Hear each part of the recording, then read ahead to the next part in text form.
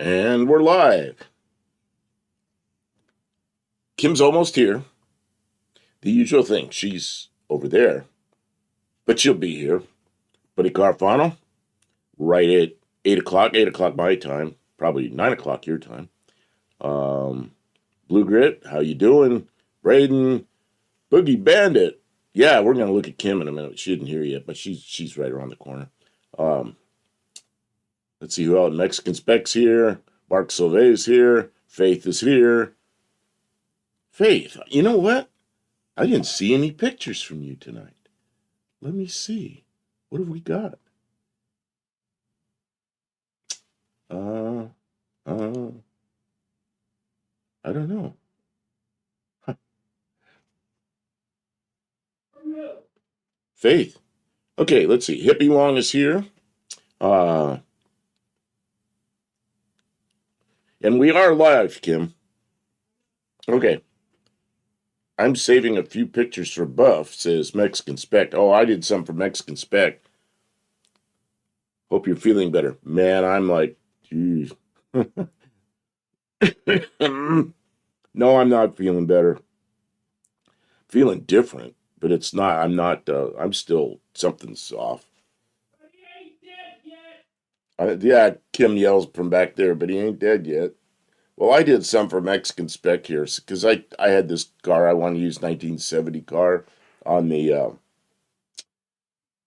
for my lead-in car, and then I did this because he likes these cars with hidden headlights. So I did that, and did that, and did that. So I don't know. He's probably not going to like that because it's not stock. But anyway, yeah, my whatever it is really knocked me silly. It's like just real sore throat, miserable cough. I don't know. It just goes on and on. I've been sleeping a lot. And when I wake up, I don't feel good. And an hour later, I feel pretty good. But, when I first wake up, I was sore, sore throat's killing me. But I sleep well. And Luis is here. Okay, and Faith says she just sent pictures. Okay, I'll find those in a few minutes. And good evening, Luis. So Mexican Spec. Do you like that car? Okay. Senior and Sons is here. I enjoy watching Mexican Spec's video of cars he has sold and delivered. Well done. Yeah, I always like watching Mexican Spec stuff. I don't like to miss those shows. It looks good with the blacked out headlight area. I appreciate it. I didn't think you'd like it because it's not stock, but I think it looks kind of cool. I don't know if I like it that much. It's like, yeah, I don't know. And then when I like it, it's like, yeah, I don't know. It doesn't look right without the headlights. And I do that, and as soon as I do that, I go, man, it does look better without the headlights. So I go back to that.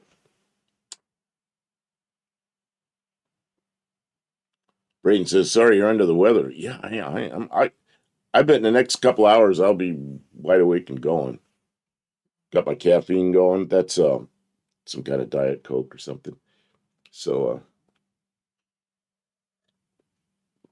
Mexican Spec says you can put covered headlights on every car, and I'd like it. Yeah, Kim's in there hollering, I'm sorry I'm taking so long. She's in there doing something. Probably putting her contacts in. When she's up in the shop, she doesn't wear contacts, of course, because, yeah, danger. Contacts not good with flying grindings and things. But here it's kind of nice, so she does that. First time I saw Kim with contacts was before I knew her, and she was on John Wilburn's live show. Man, I about did a double take. She looked pretty good with the contacts. I met her after that, about, I don't know, a couple of months after that. I met her at the first annual No Name Nationals. It was kind of cool. Walked up and just introduced myself. She was in her van, kind of relaxing, taking it easy. Senior and Sons. I went to a car show this weekend. Didn't see one 1970 car. Yeah, you know why? Because you're looking for one. Yeah, if you weren't looking for one, there'd be 70s there. So what's anybody think of this without any headlights on it? I really don't know. There's a 1970 Coronet and blacked out 1970 Coronet. I don't know. I think I like it.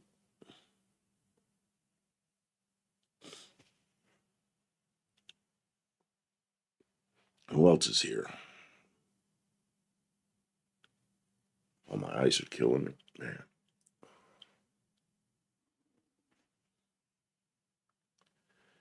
And I've got some other picters here from. Is Kevin here yet? Kevin Smith here yet? I want to wait on these till. I've got some pictures from Kevin, but I kind of want to wait till he's here. Luis says also in 1970 Hot Wheels. Got two vehicles are 70 Plymouth Barracuda and 70 Plymouth Duster. Man, I remember when the Duster came out in 1970. 70 Barracuda was a pretty nice car. That was the first of the, what I call the big Barracudas. Ones you sit kind of low in them. I kind of like that. Mexican Spec always says he doesn't like them because you sit too low in them, but I kind of liked it. But my favorite of the Barracudas really is the 67, 68, 69. I really like that body style a lot. Buddy Carfano says, like it better with the hidden headlights. Man, maybe Chrysler should have done that. They couldn't compete with the Charger, though. Let's see. Senior and Sons. I like it if it had some horizontal silver lines to make it look like it hid away lights. Yeah, maybe that'd make it look better. A couple of horizontal lines in there. Blue Grip with the headlights. Looks like it's giving us the evil eye. Yeah, I don't know. I really like that. It's like, hello.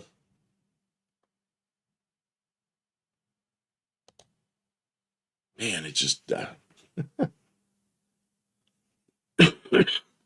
was like a last minute thought. I think I'll take the headlights away and see how it looks.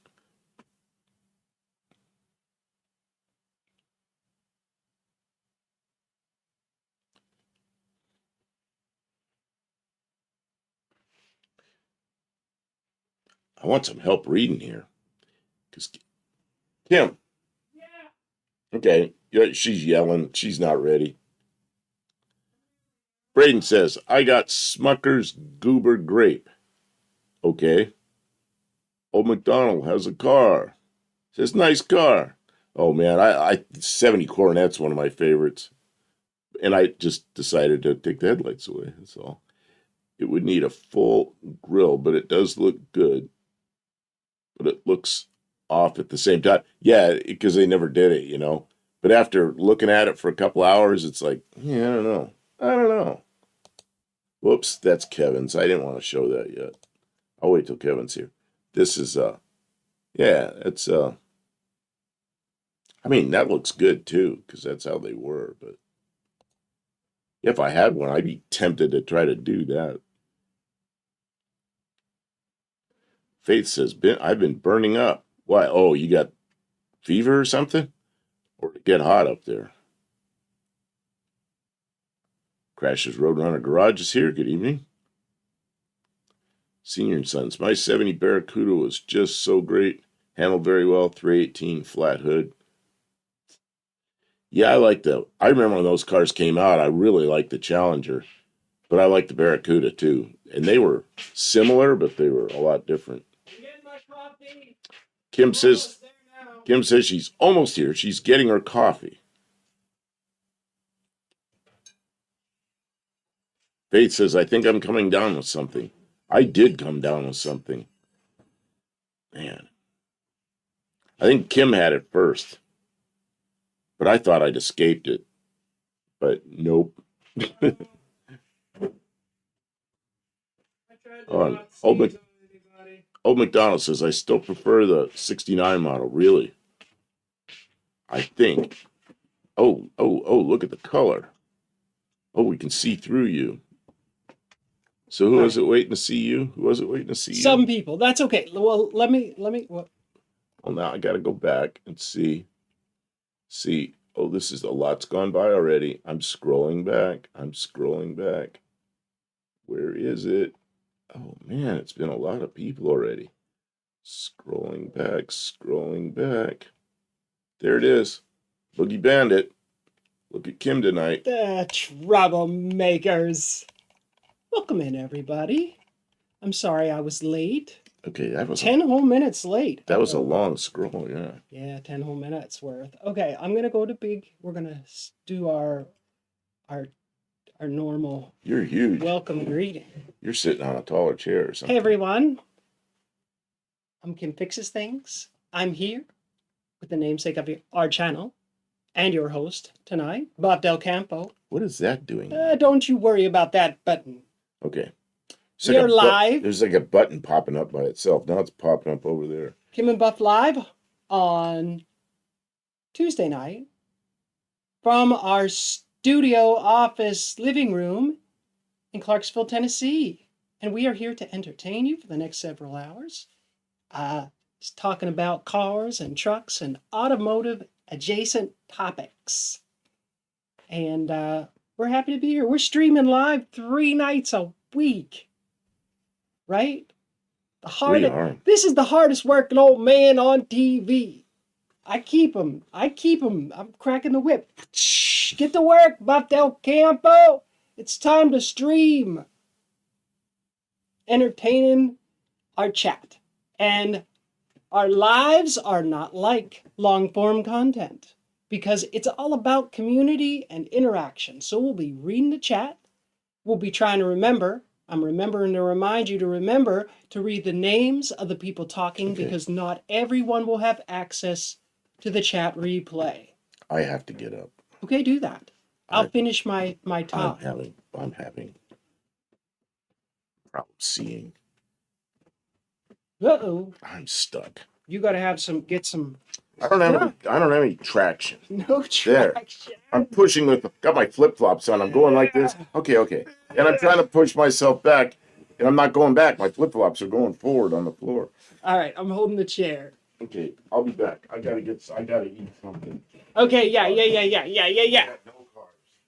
Have no fear, the Dougster is here. Welcome, Dougster. I just missed the Dougster. You won't miss him. He'll be here for a while. So, as many of you know, 2 hours is a long time to sit in front of a television internet program all at once. So, it's perfectly understandable that our friends and other content streamer creators are going to stop in during this time, say hello, check out the scene, see what's going on, maybe drop some pictures for us to look at, let us know about whatever the newest thing they're doing, because that's perfectly acceptable here. We like to encourage, we want to see other people succeed, right? We're not the biggest streamers. We'll probably never be the biggest. Excuse me. YouTubers. I gotta get some carbs. Eat that cookie. I don't know if 2 is good, but 1 is definitely okay. We're not the biggest. We're probably never going to be the biggest. I can tell when my sugar's low. Everything starts going okay. bad. Well, I could have brought you a cookie, but I didn't think either way is good. But we want to see other people find success, and we're also a big part of our annual stuff. Hey, Dylan is here from Levi's Backyard. Dylan, welcome in. He was in was doing the welding in the Dallas Brown video that I just put out not too long ago. I stuck his picture right on one of our thumbnails. I hope that doesn't upset him. That's a good picture. Big smile on Dylan's face while he's in there welding. Yeah. That was great to see him and Brooke. Was it Brooke? Brooke, right. Okay, names are tough. Boogie Bandit says, Buff, Kim's gonna turn me into a stalker. That stuff. Well, she turned me into a stalker. He was a stalker. He was. Y'all don't be stalkers. Anyways, but I think I appreciate the. I gotta start getting like nice and doing shorts. I think that would be good for the channel. But then I'm worried that people will come in and see me in the real content where I have to wear my glasses for safety. I mean, if I wore my contacts, then I'd have to be even more diligent about wearing those big dumb safety glasses. At least if I have my regular glasses on, they're pretty safe. All the time I've known you, you've only got stuff stuck in your eye once. Oh, yeah, but then I had to go to the hospital. And you had to go to the hospital, that's right. Porting is a dangerous, dangerous thing. Man.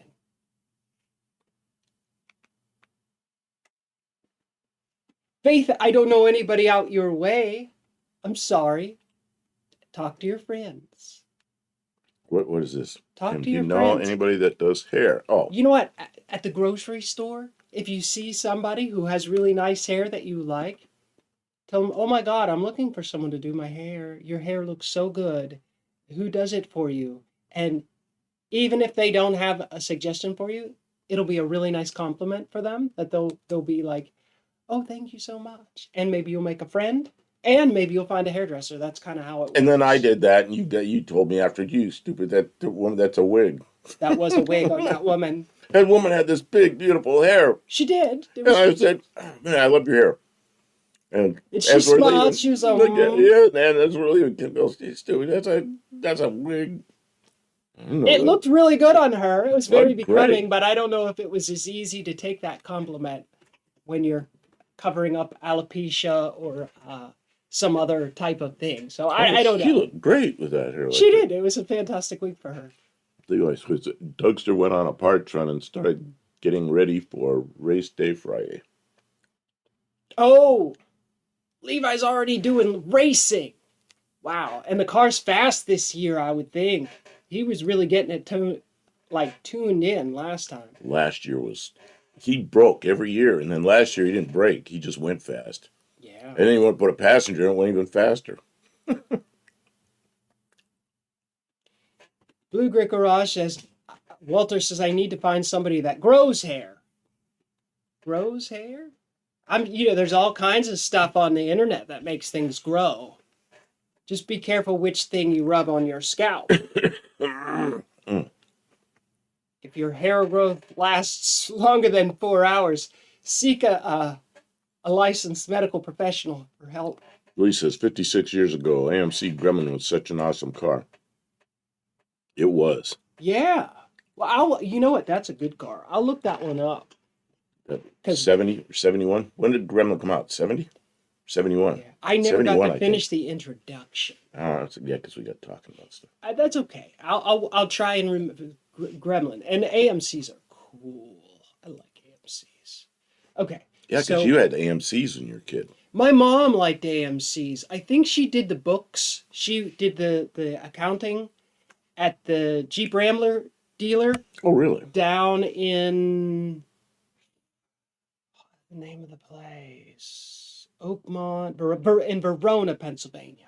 There was a very long-established AMC Jeep dealers. You know, the old kind. It's a little bitty store with not even a very big parking lot. And they were mostly Jeeps. But so she had a thing where she really liked AMCs. And so my earliest memories of cars, the most familiar and common ones, were the little round vents that move around for the AMCs, and they had a kind of a special design to their dashboards and stuff like that was a little unique from everybody else, and that was what a car looked like, because that's all we had. We had an AMC Hornet and an AMC, I don't know, I don't remember, the family cars, like the 4-door versions, and we had a little, like a powder blue one, and then that one wore out. My mom got a newer one, and it was an AMC Hornet, I swear. It was in like a root beer brown with the metallic in it. And I remember the metallic so distinctly because my mother hit a deer. And it was like a big traumatic thing. Like my mom was on her way to work, and she hit a deer down the hill. And the car she was so upset her car was smashed because the fender was smashed. But them AMCs had big fenders. Really all it needed was like a little piece of the grill. And I don't know, I don't remember very well how smashed the car was, but when it got it back, they had repainted that fender in the factory color, and it was so shiny, glossy. The rest of the car had kind of a haze, you know, but that was so pretty. I remember just like you could see a mile into that sparkle. It was like, wow. Todd Saw is here. Todd Saw. You know what I just saw him doing? Sawing. He was cutting trees. It's more like vroom, vroom, and he had a crew doing it. Oh. And he's got some big trees that are hanging down really low that are becoming a problem. And he was taking care of it. I saw down But he did a some video. trees. He did a video on it. Nice. Yep. That's what you do. If you're a content creator, you just, whatever you're doing. I hate to cut up trees that are like that because they're just beautiful, but you can't leave them like that either, you know, because like he said, the garbage truck pulls up and it's tearing into the garbage truck because the branches are too low and one of them's growing into his neighbor's yard, you know, so taking care of it. Braden says, what's the topic? The topic is 1970. The year, not the decade. And we're just looking at different model cars. But Braden's the ones you like, the ones you hate, cars, trucks. Braden sent in maybe pictures. Motorcycles. I don't know. We're not big on motorcycles. But, you know, if you have one that you like, show us the best ones, the worst ones. Well, Braden's here because he's tired. Yeah. He sent this in. I think I'm just going to put it up. And I think I'm going to be able to try to just do this. It's a marketplace ad. Yeah, scroll down. He wants to know. It's a 64 Chrysler, $2,800. And this is in Wisconsin. Now, I think most cars in Wisconsin that are this age have already gone back to the earth. They're already complete rust. So I look at this, and I don't see a lot of rust. And you start looking at the pictures. Click on the see more so we have the rest of the description. Okay, just a minute. I got to do that. There's not a lot of see more there. Oh, no, there isn't. Okay, so I'm going to go over to the pictures. Okay, I'm going to make them a little bigger for us. Okay. Well, Kim's doing that. Okay, I'm going to start messing with this. Okay, there it is in the back. Pretty cool. And he's asking me what I think of it. Is it a good car? Is it a good deal? The description does say it's a 413 car, Mr. Mike.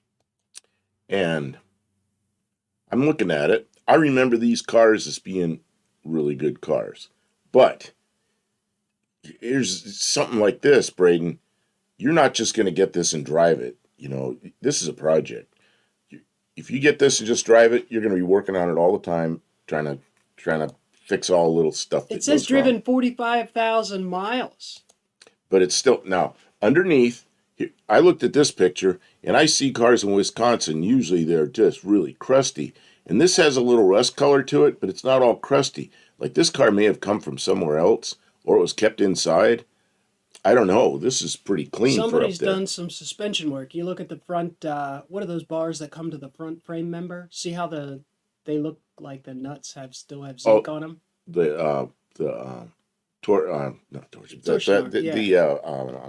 Strut rods. Yeah, it's got a sway bar. And then under there, the exhaust system isn't completely broached. It's got floorboards. And it doesn't look like they're through. It looks okay. There's fuel tank, something leaking probably up above, running down the fuel tank all over it. It's got an 8 3/4 inch rear end. I mean, with a 413 and an 8 3/4, it's surely got a 727 transmission. It's probably a very streetable vehicle. But I don't want to go, oh yeah, it's a great car, and then you go out there and you get stuck in it the very first time because you're going to find stuff wrong with this. It's very difficult and exhausting to drive your project car as your daily driver, especially if you're not an experienced mechanic. You know, they make it look easy on YouTube, but it's no picnic. It's not a Valiant, it's a, what was it in the description? New Yorker. These are great cars. I remember, your phone's ringing. I can't stop it from here, and I'm not going to run in the middle of the stream. So, and see that box there with the lever? That's a trailer. That's a trailer brake. So somebody is pulling a pretty good sized trailer with this. They got trailer brakes. Man, I didn't notice if it had a hitch on it. That's funny that it's got a trailer brake. Well, people used to pull trailers with big full-size cars. It's got a 413 in it. That's practically a truck motor. Air conditioning. Yeah, I mean, it's got factory air on it. that is a lot of car. And it's a 4-door. That's probably, I'm in this condition, that price doesn't seem unreasonable. In this condition, it's complete, even though that it's a 4-door. Now, if you went to resell it, like it's not a flipper, if you buy this, you're not going to be able to get $2,800 for it tomorrow. You probably will have to find a buyer because it's a very, niche sort of interest. But if you're looking for a car that you can turn into a daily driver, you could probably drive that car quite a bit. But it does say it needs tires and it needs a brake booster. And it looks like it needs something that it looks like maybe it leaks a little from the gas tank. Yeah, something that's So you're going to be doing work right away. right away. You're going to have a fuel problem. Well, I mean, that's a lot of investment on top of the $2,800 is tires and fuel and brake booster and maybe they've redone the brakes recently, but maybe not. And you better check that over because the last thing you want to do is get in a situation where you can't stop. Yeah, and Todd Sauce says this car needs a ton of work to be Sweden. Yeah, it's not ready to drive. This is a great car to nice starter. To start a project. Or if you want to drive it some the way it is, you're going to have to work on it some, and you're going to be pissing around with stuff all the time. And it might not go straight, and it might be like have looseness in it and stuff. Good, yeah. And the brakes might not work right. So those are the kind of things you're going to have to. Typically with cars like this, you step on the brakes and the fluid leaks and things. You got to mess with that stuff, and that's. But there's nothing. You're gonna have to do stuff like that. There's nothing about it that's hyper electronic. There's no part on it that you won't be able to source. It's a simple car for a big complicated car. It's a simple car. Yeah, it's complicated because it's got all the power accessories and air and everything, but it's not like the cars today. Plenty of power. It's not going to be good on gas. I don't know what the price of gas is like around there. It's not going to be a 413 is going to. That's going to be good for about 8 or 9 miles a gallon. Yeah. And you're going to want to drive it. You're going to want to drive it. Like you're going to be like, Rob! You're going to like that noise. And you're going to do that a lot. So it's going to... you start doing that a lot, it's going to be 5 miles a gallon. It's going to not get that good of gas mileage. So Todd Saw says for 800, maybe not 2,800, just my opinion.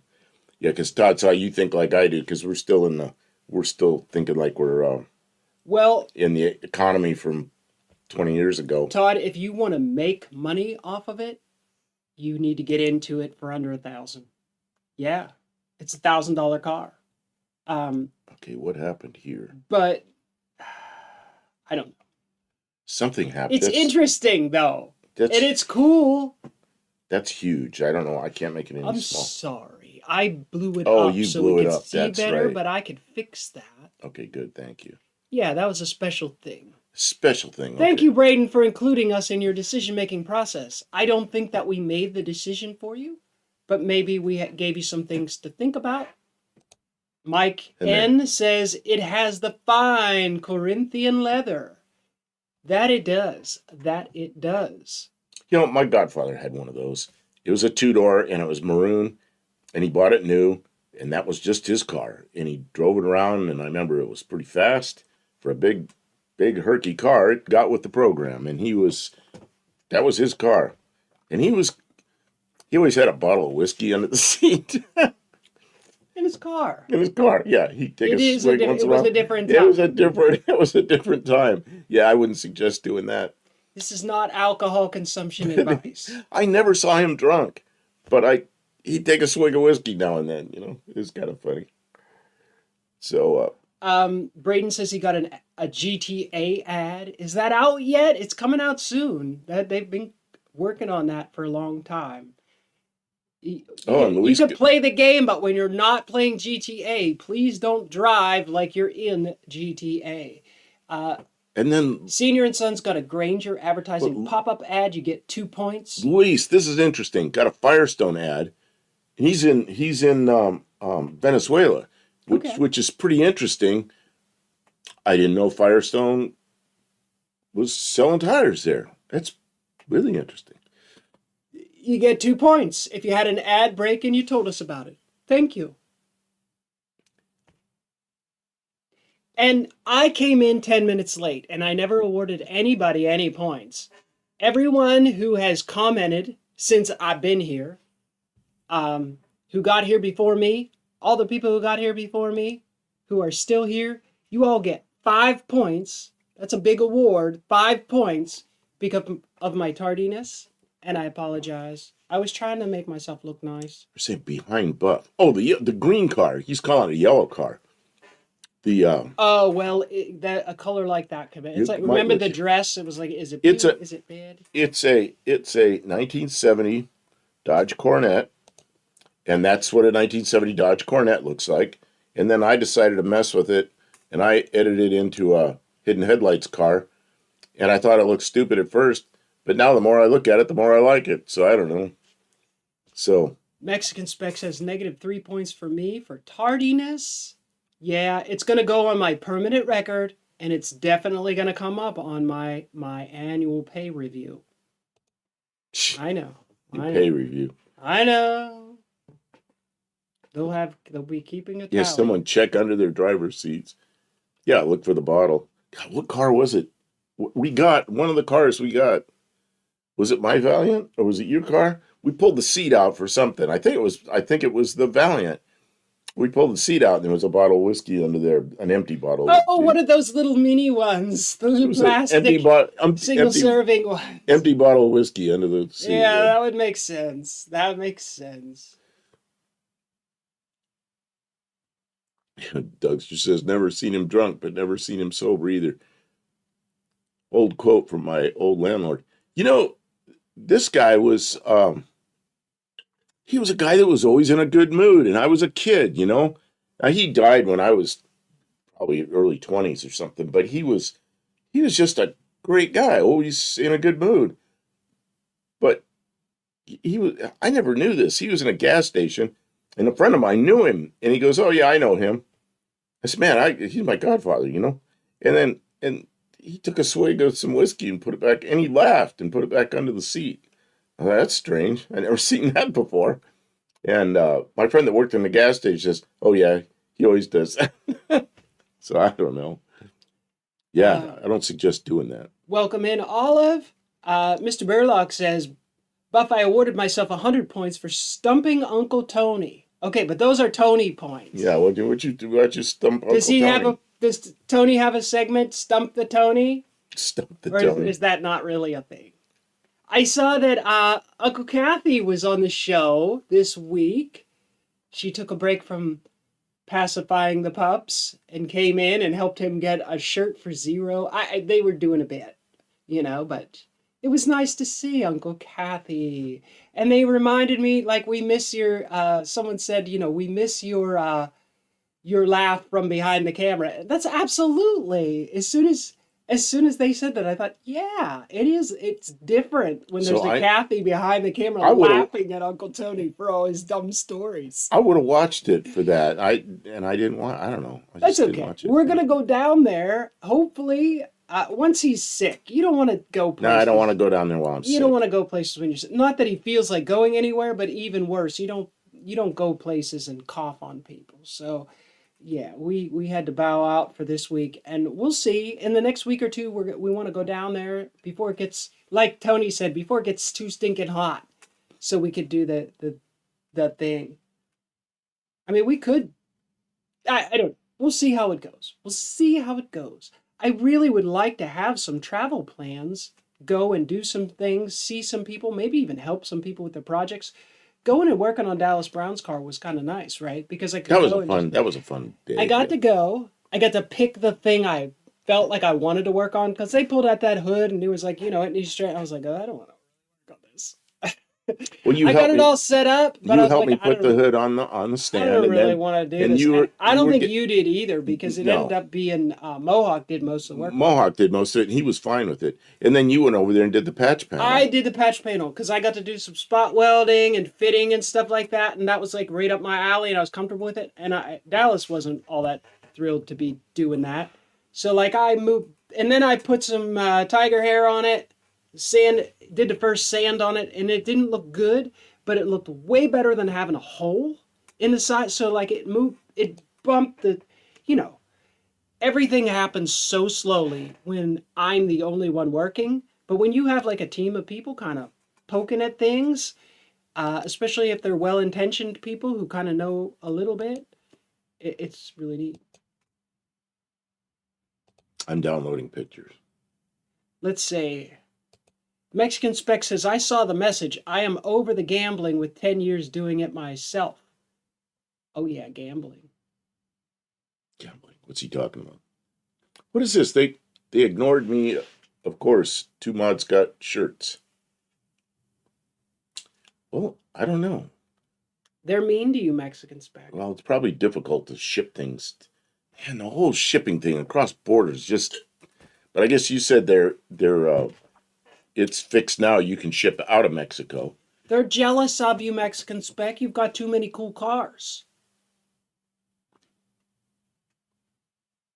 I am trying to find. Kim, I'm having eyesight issues.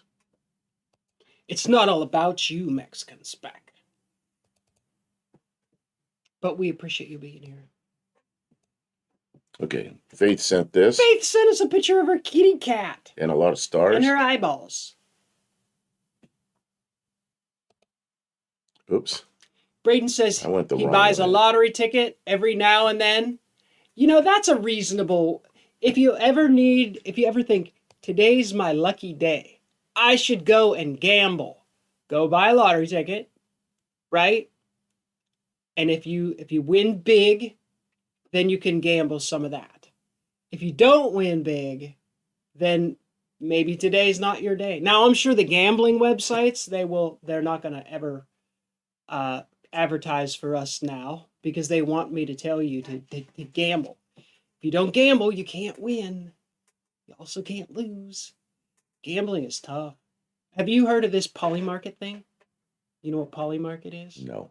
They figured out a way to get around the anti-gambling laws by calling it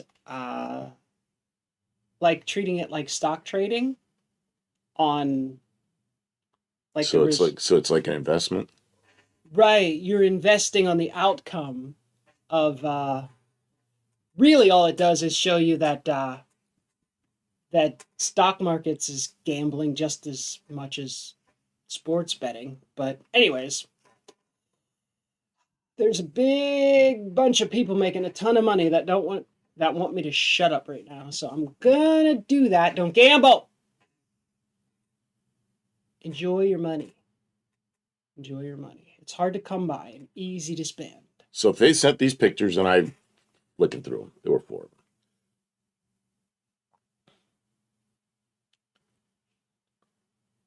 Stock trading is in general gambling. Yeah, Dougster says, screw lottery tickets. The most effective way, and this is important, this is financial advice. The most effective way to double your money, double your money.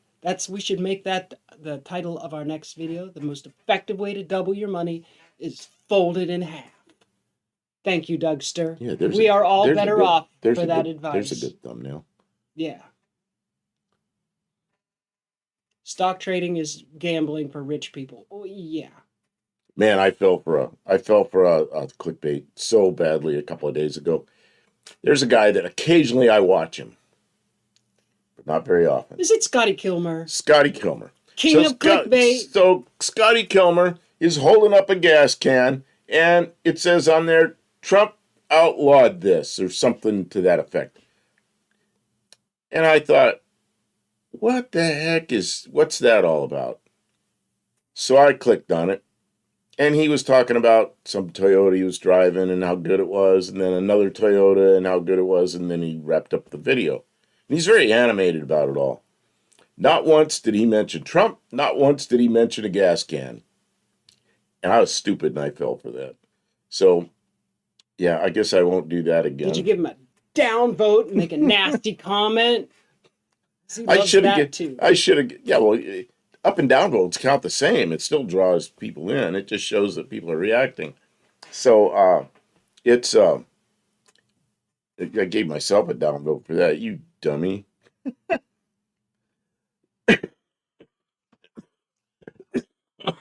Oh, excuse me. That's not good. I'm sorry. So, I know Scotty Kilmer sold out to Toyota. Can you believe it? and Mexican Spec says, why does the cat have to be a devil? I mean, I'm sure he is, but why show it? Yeah, Faith, we want some variety in our filters. How about some clown filters? Some, what other filters are there? We want to see them. Tommy Different Hanlon. filters. Tommy Hanlon's here right when I have a green car. Clickbait. Green car for Tommy Hanlon. Yeah. We've already seen this car 16 I know, times. but he popped in right when I put it back on the screen. Oh, okay. No, I took down Faith's, and this was sitting under it. So now I'm waiting for well, I want to show some pictures, but they're not. What was the people are not here yet. AMC that we wanted to look at? For Gremlin, 1970 Gremlin. Somebody said they loved the that was AMC. Luis. That was Luis. Luis! Thank you, Luis. Oh, I don't have my web up correctly yet, but I will in a second here. Something you got. I fixed it. Don't worry. See that Gremlin right? Oh, you already flicked Which it away. one? I'll go back. That one, right? I can't point to it. That one. I had one that was that color, but it was so bad. And I welded like a rack on the roof. And I lived out on a ranch, and we went around and filled that rack with wood. It was a big rack made out of exhaust tubing, and there was no back window in it. And the kids used to stand back there and hold on to the rack, poking up out of the window. And I just drive around slow, and then we'd find more wood to collect. It was a off-road car. It was a great off-road car. And the other Gremlin I had was black, and it had a 429 Ford. So you think you could stop me and spit in my eyes? So you think you can love me and leave me to die? Oh, baby, can't do this to me, baby. Just gotta get right out of here. You know why the Gremlin, one of the reasons the Gremlin is so popular in pop culture? Because it was in that with Wayne and Garth. What was that movie with Wayne and Garth? It was a Canadian kind of comedy movie. Sometimes I read stuff about Gremlins. They say it's the worst car ever built and all this stuff, and it's just somebody didn't like the way it looks, because that's it's the same structure as a Hornet, except it's much stronger than a Hornet, because that whole back end is welded. The only thing that opens is the window. Big old pillar. It's a strong vehicle, and everything in it, all the running gear is like a Hornet, which they rate very well. So I don't know why they'd rate this bad. Just somebody doesn't like the way it looks, But yeah. Luis says it was in Rugrats Go Wild. Well, that's why it's so famous in pop culture, because of the Rugrats reference. Olive says they were in a Pacer in that movie. Really? That ruins the whole thing. Pacer. Wayne's World! Yeah, that's the one. Okay. Oh, Mark Sauvé wanted to see a 70 Javelin. Okay, so put it up. Well, that's not even the same thing at all. No, but it's a 1970. It was a much more muscle car. Javelin's a nice car. I remember when they came out with it. There's one for sale locally, but they want like $12,000 for it. And I don't think that I can pay $12,000 for any. See, there's a second gen, the one in the Wikipedia thing, the red one there. But the rest of them are 1970s. Yep. And then the AMX was like a Javelin, but it was shorter. It was a two-seater. Mr. Burlock has 3 other lives going. That basically means, like, you guys got to be interesting. Why are you dividing your Well, Kiwi's still going for another 15 minutes. Oh, I see. Kiwi, yeah. And I don't know, maybe there's somebody else. Scott Baio's on Tuesday nights, I think. And Inspector Bruce is here. Scott Baio, we're up against Scott Baio. No, I don't think we are. I don't even remember who he really is. I I don't even know his politics. I think the name is a funny thing. Les- Funny thing to throw out there. Leslie Sabre, is that true? The Gremlin was introduced on April Fool's Day in 1970. I remember that AMC dealer was one block up from where my radiator shop was, and I remember going in there right when that thing was new, and I thought it was pretty cool car. That kind of looks like a Duster front end there. That's a good one. Side pipes? That's a totally aftermarket thing, isn't it? I don't think so. I think that was an option. Javelin SST. That's what AMC called their Mark Donahue their edition. upscale cars with the SST, supersonic transport. Like you're gonna go that because that's what the SST meant. But this one has the side pipes too. Yeah, yeah. it The was an SST had the side pipes. There you go. and you could and the big, I didn't know anything ever came from the factory with side pipes. I thought that was just like a J.C. Whitney add-on kind of thing. That and Corvettes had them, very similar. Mark Sauvé says, my half-brother was going to give me a Javelin with a 394 speed if I kept working for him. I decided to leave because the business was a front. Oh, yeah, that can be scary when you could go to jail for going to work. Olive said Javelins were nice, too. The AMC dealer were real nice when I was a kid. Yeah, AMC had some stuff going. They had some really stylish cars, and they were kind of made out of a parts bin of stuff, but they had some cool things. Mexican Spec says, don't take the fall for anybody else. Yeah, we live a life of crime. Poor girl says, the guy here has the AMX painted red, white, and blue.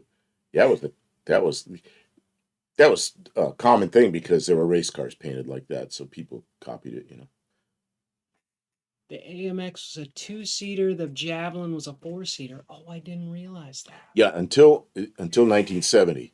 After 1970, they were all 4-seaters. The second gen, they didn't shorten it up. They didn't shorten up the AMX. Yeah, if you could pull up like a 1970 AMX. We're doing 1970, so pull up. Oh, there's one right there's a blue one right above your head. Too bad. We'll get it again. You already did it. It'll probably show up again. Is it this one over here? Yeah, I don't know. That is one. Well, the one right between your head and my head. This black one? Yeah, see how short it is? There's that swoop right behind the... Oh, wow, it is a lot shorter. Well, and there's that body line right behind that comes off the rear wheel well. And yeah, and it's much shorter. There's no back seat in that thing. What's up with this one right above my head that's got the pointy front? Oh, that's an AMX3. They built about, I think, 4 or 5 of them. Oh, it's like a prototype car. Yeah, but there's a few of them around. Oh, that thing looks supersonic. It's a mid-engine car. That was a pretty cool thing. Wow, that looks like the Mach 5. That's cool. But that's AMX3. There was another one called the AMX2. Cool. The AMX2 was also a... Look at that. You've never seen that. It looks like a Matchbox car. That's awesome. I can't believe they didn't build that. They were running out of money. Oh, man, is that cool. Almost made it into production. I'd probably be like this trying to sit in that car. I thought that was a great car. And the thing is, they really did it, and they really built several of them. I think it was 5, but I don't know. I think there's 3 of them left. Yeah, that's quite a car. What was his name? It was the AMC. Dick Teague. It's Dick Teague's thing. And then his son, after Dick Teague died, his son had a couple of those, and they pulled molds off of them, and he started making, going to make kit cars, and he had some of them that were just the body, and they were going to market it as a kit car, but they didn't get it to the point where it was a complete car, and then his son died, and that kind of was the end of the project. Dutcher said that AMX3 is badass. It looks like it's doing 300 miles per hour sitting still. Yeah, that's pretty cool. It looks very sporty, whereas the regular AMX looks very muscle, Look, right? Yeah, I could see the difference, right? Supercar, muscle car. can you, just for the fun of it, can you look up AMX3 dashboard or something like that? Interior? I don't know. I just want to see what the inside looks like because I forget.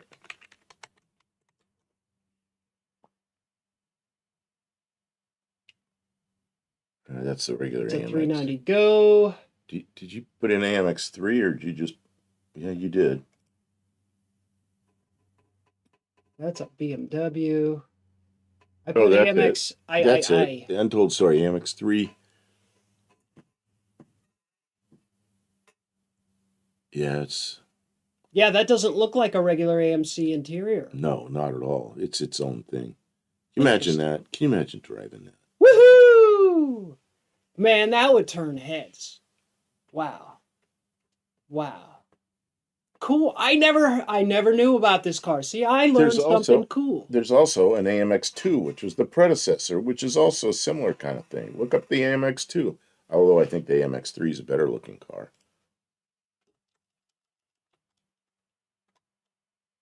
We just stumbled upon it. Is that this one? Yep, that's the AMX2.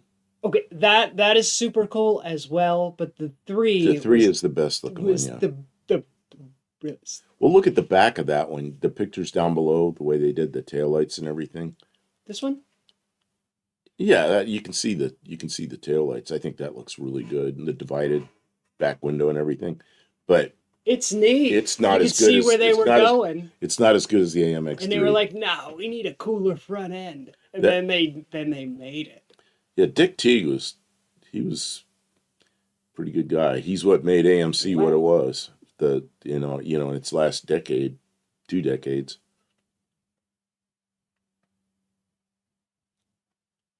Yeah, it looks like a fantasy car. It's a prototype, Luis.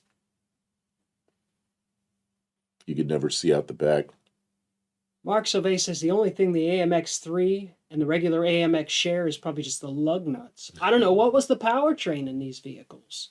401 AMC or 390. It was their big V8 in the back. It was a mid-engine car.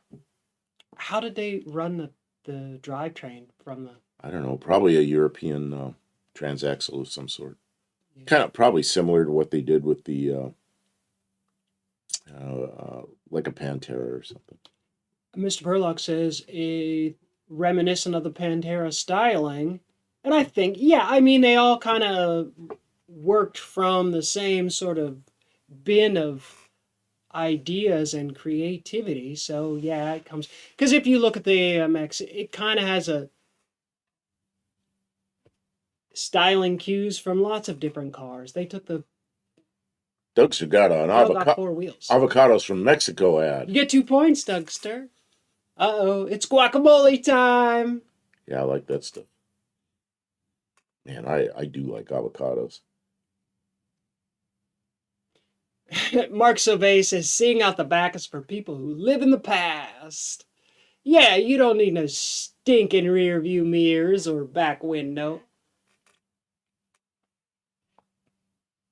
As long as you see the red and blue lights coming up behind you, you're okay. Mike of Senior and Son says, I like the 304 in the small Javelin. Okay. Do you know anything about the 304 engine? Well, AMC V8, the second gen AMC V8s were the they came out. It was the 290, 343, and 390. Okay, and then somewhere in there they increased the size of them all from 290 to 304, 360, and 401. So there were 6 different sizes of those engines produced at 2 different times in their history. But from the outside, they all look the same. What you looking at there?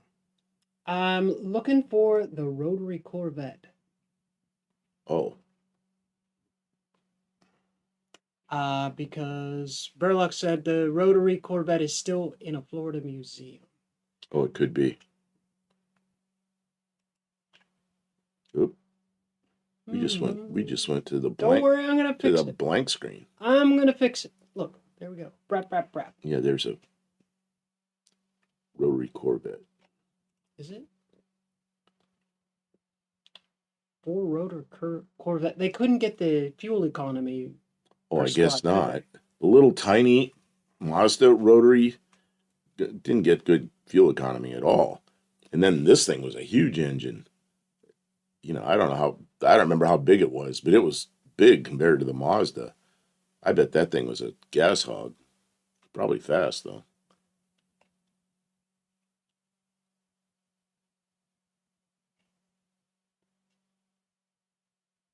Imagine what that sounded like, a four-rotor Wankel that was, you know, like 4 or 5 liters or something. Probably quite a thing.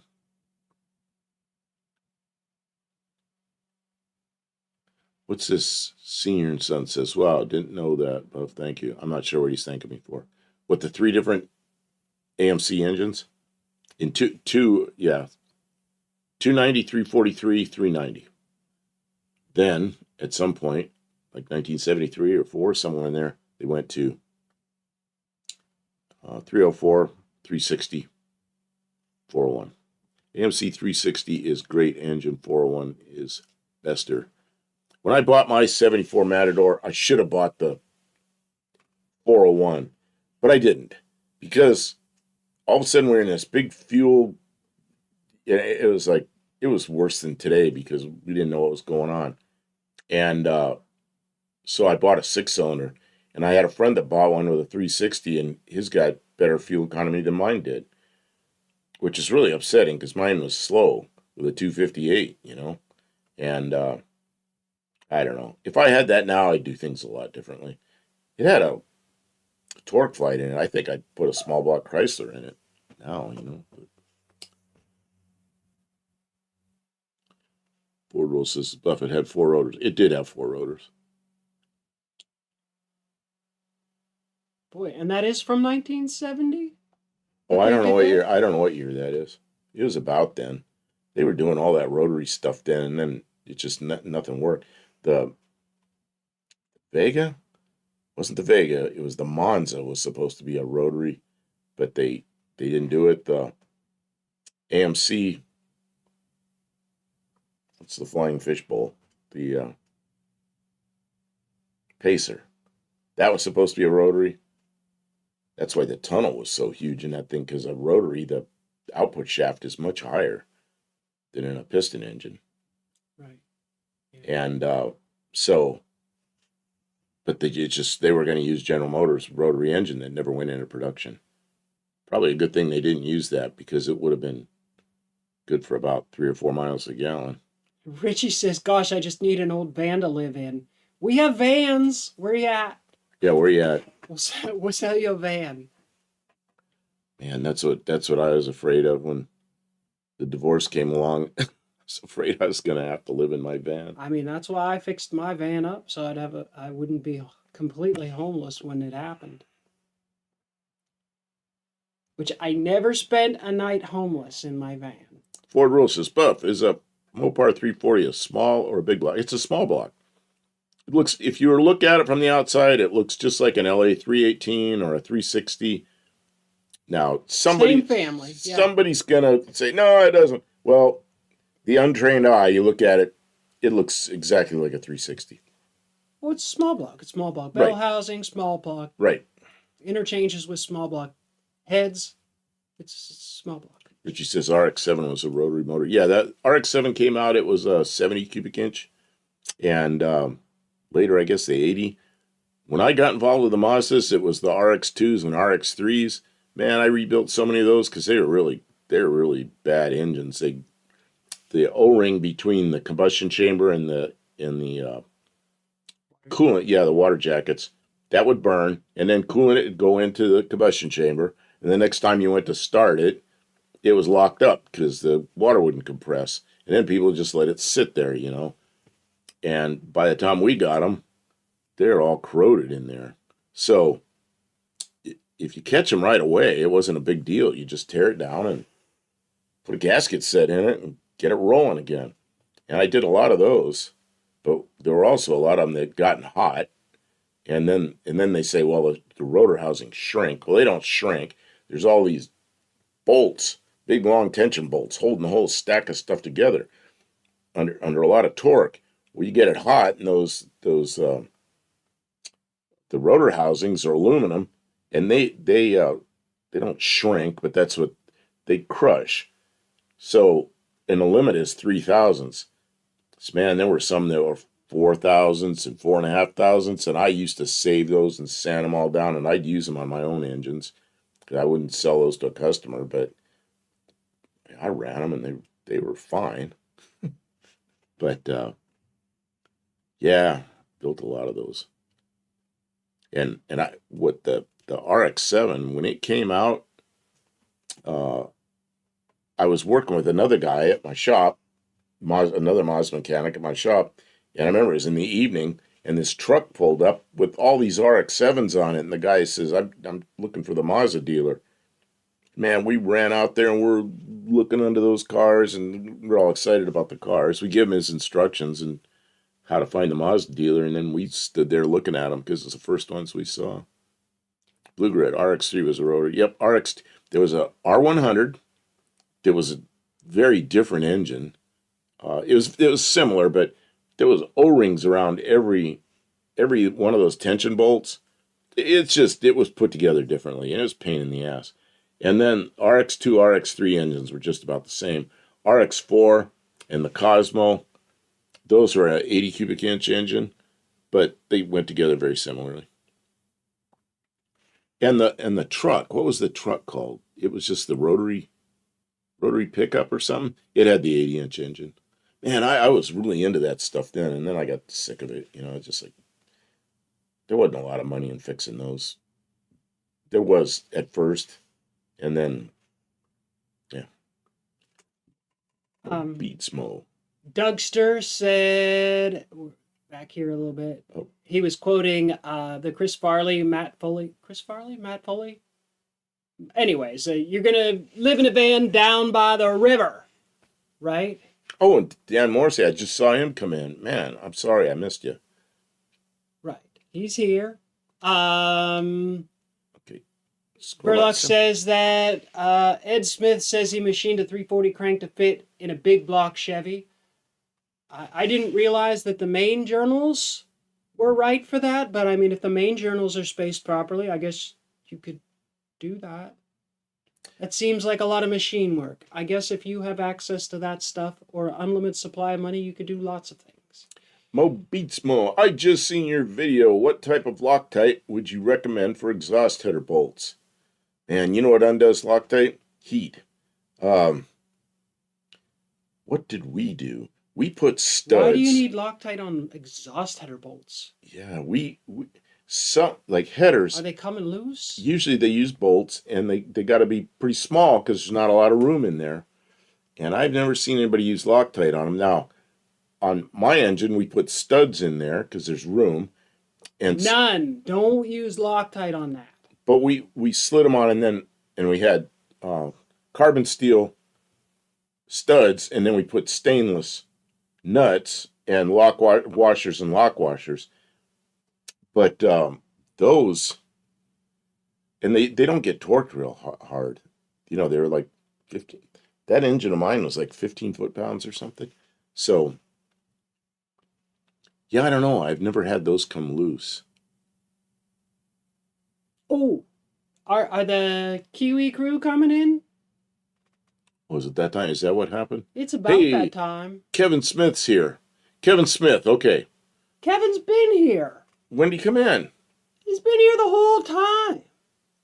Well, I was waiting for him. Okay. Oh, maybe he did just come in. Maybe he was here before and then he's just getting back. I don't know.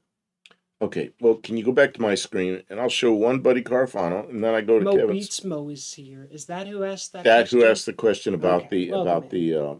What did you want to go back to? Your pictures instead of my pictures? Yeah, so this is a Don Knotts. 1970 Dodge pickup. Dodge Dude! The Dude. Yeah, look at that. You can get a truck that says the dude on it. The dude. And try anything to sell trucks, you know? They will sell anything. Where's Okay. Tavo? He'll be Okay. there. Mobile. Oh, yeah. I read the instructions wrong. It said use high temp anti-seize lubricant. Yeah. There you go. And Yeah. what I use is on exhaust stuff is I use the nickel type anti-seize. But he was doing airplanes, so it was very much important.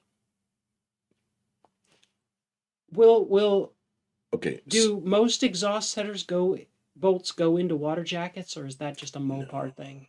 Mopar thing, I think. I don't know. See, I didn't work on that many. I worked on Fords mostly when I was young. So, okay. So this is from Mexican Buddy Car Spec Farm, but says I'm going to pull it away. Don Knotts is who he thinks of when you say the dude. Don Knotts isn't really very dudey, is he? Okay. So this is Kevin Smith's. Duty. Jeez. I said a joke. Yeah, I know. I got to get back to this. Kevin Smith says,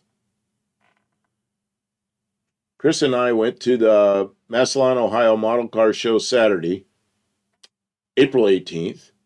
Won first prize and best of show out of 236 models on the tables. Wow, congratulations. Very good.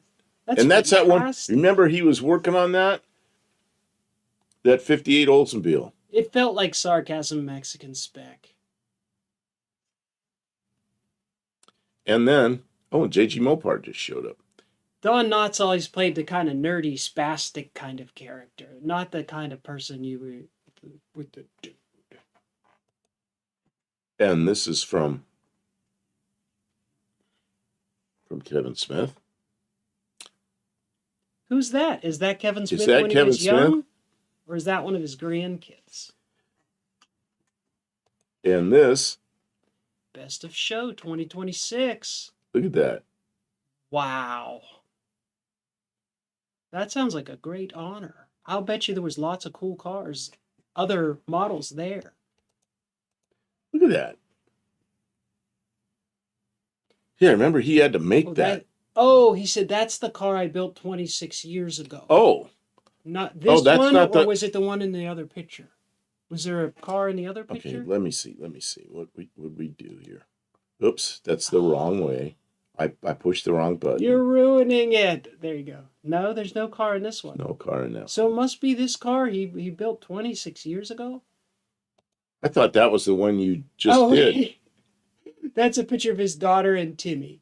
Okay. That's fair. Yes, very much, Kev. Congratulations. You get 2 points for winning Best in Show in your model competition. I'm sure those 2 points are trivial in comparison to all the wonderful, good feelings you got for being recognized for your efforts at the show. Wow. You could have showed us more pictures. Send us more pictures. I want to see more. Okay, now I want the. Okay, let's see here. That looks like a Pizza Hut chair. Okay, and then Tanner sent this. Oh, that's the picture he sent in my phone last week. Yeah, this is the Slant 6. The red Dart that he got from Jamie that he drove home. That's what he did at the quarter mile. And I told him that's pretty impressive for a mostly stock Slant 6 automatic with a regular. Look at his 8th mile time. 11,775 at 58 miles an hour. 58.94, almost 59 miles an hour. Yeah, that's pretty good. Yeah, for a Slant 6 without like. Did he say it had a cam in it or anything like that? I think it's mostly stock bottom end and everything. Ford Rule says, can we get pics of Kim's distributor made from scratch? Oh, The one in the Bronco too? We did that. We did a video with that on a live, I think. Yeah, I think we did it on a live. I don't think we ever Well, made a video. We haven't pulled down any of those. They're up there. It might be kind of hard to find. Oh, that'd be miserable to try and find. Once I get it on the road, Once I get it titled and on the road, I'll do a project overview video, maybe.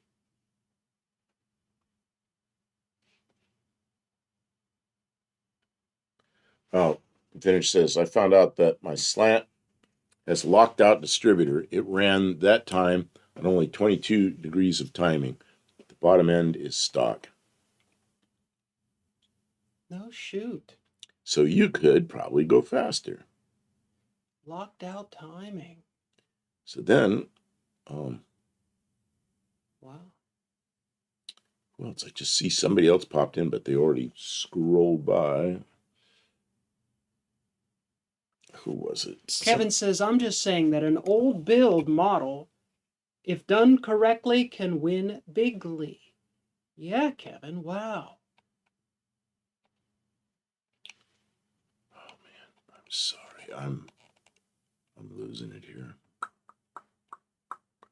Oh, Daniel Morrissey says hi to somebody. Oh, Josh Holman. Oh, Dean Stevenson came. I knew somebody came in. Dean Stevenson came. Welcome, Dean. Okay. And Josh Homan, welcome in. I have more pictures, but yeah. Then I showed these earlier, Faith, and then I'm out. I've got to download some. Puppy more got pictures. a snaggle tooth. Got to download some more pictures, which I have.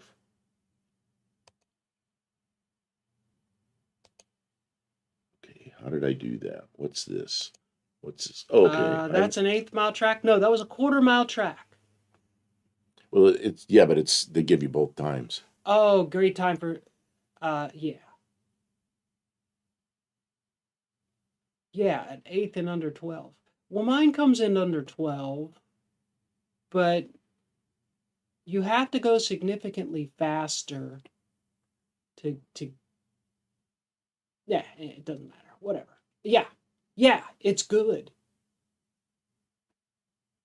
Tanner says his new distributor will have a 15-degree timing curve, so I'll be able to run 30 degrees total while having, darn it, spin away, a low enough timing number to actually start. Yeah, and if you have a vacuum advance pod, another 10 degrees of timing in the vacuum advance pod won't be a bad thing. Because at a very low throttle highway cruise, you can get maximum fuel efficiency. Just make sure it's tuned so that the vacuum advance falls out at load so that it drops back to the 30 degrees total timing. So you don't blow it up with too much timing at under high load. But you know these things. I know you understand these things. The most important thing to know is that, a small block likes more timing than a slant 6 because the bore stroke ratio. And with a little bit of a difference, 2 different slant 6s are going to be a little bit, depending on your how much stretch there is in the timing chain and what cam it has in it and stuff like that. You might find that you get a fractionally a little better at 32. And some people will even say 34, but I've never heard anybody who I really trusted knew what they were talking about actually get better, like, documented performance from 34 degrees of advance out of a slant 6. 32 is about... And then the other thing is you're splitting hairs because, with a timing light on that damp, a degree or two, you can't really measure it with a lot of precision. So you're better off being on the safe side by a degree or two than being crazy about trying to get to 34. And Danny Boyd comes in and goes, all right. What's all right? Everything gonna be all right. It takes 2 to make it out of sight. What is this? Ford rules. Kim, that Fairmont wagon did high 8s or low 9s, 163 miles an hour and a quarter. Whose is that? Is that that's Nivlak? the one that, yeah, Nivlak's. Oh, I didn't think the wagon. I know the little coupe that's just like my car. That thing went 150 in a quarter mile. I don't remember what the time was, but they did that with that Nissan engine, turbocharged Nissan Yeah, engine in with the it. turn. Hey, you start turbocharging stuff, it's You different. just start going 150 miles an hour. The slightest thing goes wrong, and man, see, Nivlak, um, Andrew, who's the father, had a Volvo that they had a fast engine in. It had a cage, good cage, and everything in it. And he was going almost 150, I think 149 miles an hour when he crossed the finish line, and they broke a rod, and it dumped oil all over the under the car, got under one of the tires, and that car did an abrupt 90-degree to the left turn, and then flipped end over end and caught on fire and a big mess.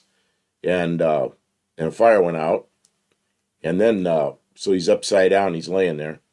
I talked to him about it, and he goes, yeah, he was in La La Land, he's waking up, and some woman's yelling, do not resuscitate, do not resuscitate.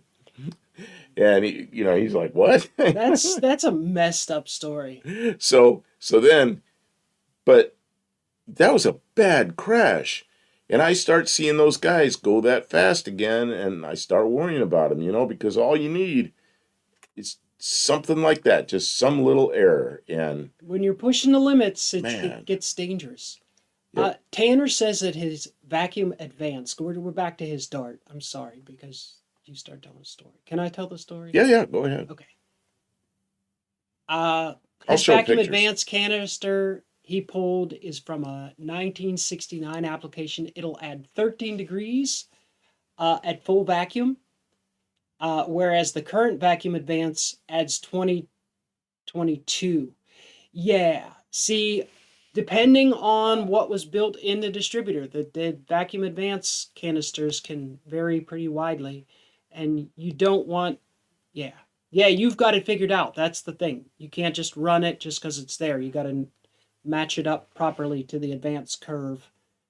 Because you add another 22, you're into what, 50 some degrees of advance. That's too much. Too much for at light throttle cruise. So Oh yeah, I you forgot won't what be they able to call 'em. dial it in. You'll have to change the distributor depending on where you're at and what you're planning to do. I forgot what they call a sports roof. Those Torinos. Danny Boyd says he likes. Sports roof. I forgot what they called that roof. Yeah, the sports roof. I remember those cars really well. And then here's one I'm sure Kim will like because she's an AMC person. Kimmel. Who's Kimmel? Jimmy Kimmel? Kimmel like. Kim will like. Yeah. I think that's a slick, patriotic color scheme. Did you read Vintage says I'm most interested in just improving the car, not chasing the best time, and having fun fiddling with the car and making it perform better.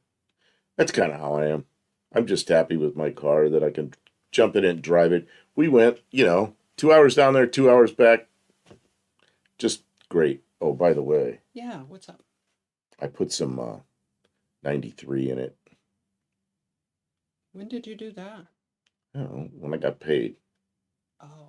I put gas in it so that the next time, like when we go to see Uncle Tony or something, the thing isn't rattling when we go up hills because I don't want to hurt the engine. Kevin, I missed your comment up. I'll scroll back. Kevin says, the fellow that owns the Oldsmobile wagon is going to have it on display at Summit Racing on the turntable in their showroom this summer. We plan on filming that with Jay from What It's Like. Oh, that's awesome. Really? Jay's going to be there. All right. Yeah, Jay's a pretty good guy. Yeah, Jay. I always watch all Jay's. Jay likes that show. Yeah, and then Jay and I have got to know each other, so it's.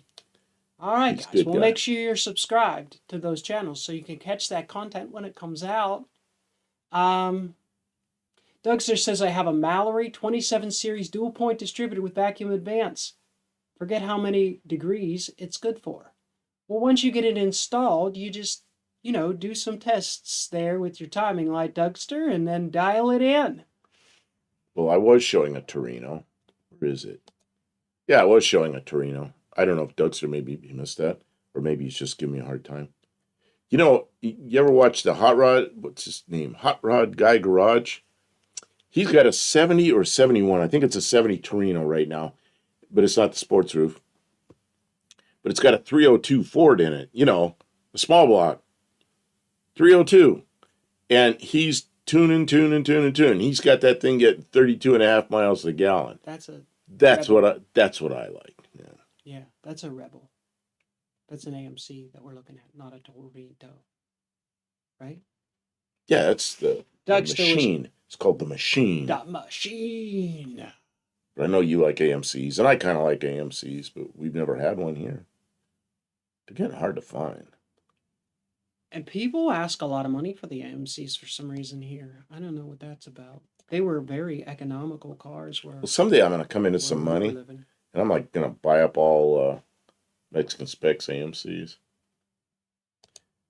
Man, he's got a couple of them. He's got one in his yard that somebody bought, and then they never took it. There's some stupid story like that. So now he's stuck with it. It's like, what are you going to do with that thing? I think all he does is wash it and polish it and let it sit there. Some crazy thing. Mike Slater says, if I had 355 gears, I would be installing frame connectors. 297 gears work fine, 60 miles per hour at 2,000 RPM, so I can drive her to the no-name nationals. Yeah. You'll get a lot better fuel economy that way. It won't be as much fun in the 8th mile, but honestly, there's no big prizes for winning any of the races. You can still have a good time, and you'll enjoy the drive a lot more, too. It isn't all about winning races. It really is about spending, meeting and interacting with people that you enjoy, that you respect, that you... Ford Rules asking, what car runs poorly on low-test fuel?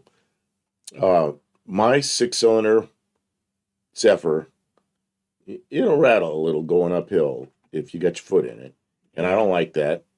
And I'll bet you it's a timing thing. I guess we could back the timing off. But, I don't know. I just put a little better fuel in it. And I'm sure that... As a treat for himself. And the other thing is the last tank of gas I had didn't do that. Didn't rattle at all. Then we got gas in a station that was, we got whatever the cheap fuel was at that station, and it rattled. So my guess is there's some difference between regular in that station and regular in the station before. So I mixed the fuel.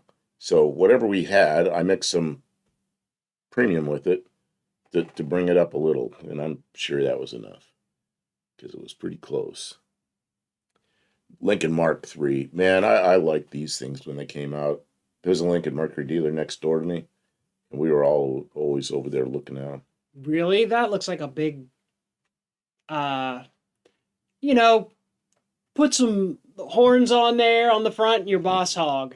Well, see, Cadillac held the Eldorado, and we were kind of Ford guys, my friends and me. We had Fords. So that was really cool. And I look at it, and that is a really nice car. And the Eldorado is a really nice car. Not that I could afford either one of them, but, you open up the hood, and there's a 460 Ford under there. Pretty nice. And the interiors were pretty nice. I'm bringing up, talking about Cadillacs.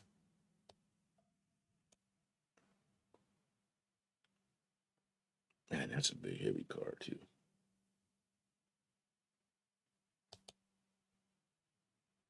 Okay. I got to download more pictures. Yeah, you can't own this car by law unless you have at least 40% interest in an oil rig. You got to own your own oil rig. Got to own your own oil rig.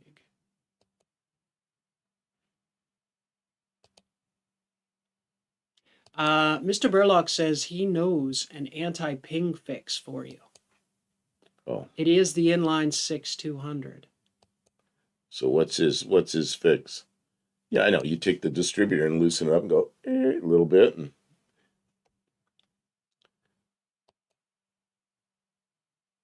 Dougster says try to buy your fuel at top tier stations like Shell and Mobil, to name a few. who Well, we said could- that? Oh, Dougster. Dougster. You know what I did?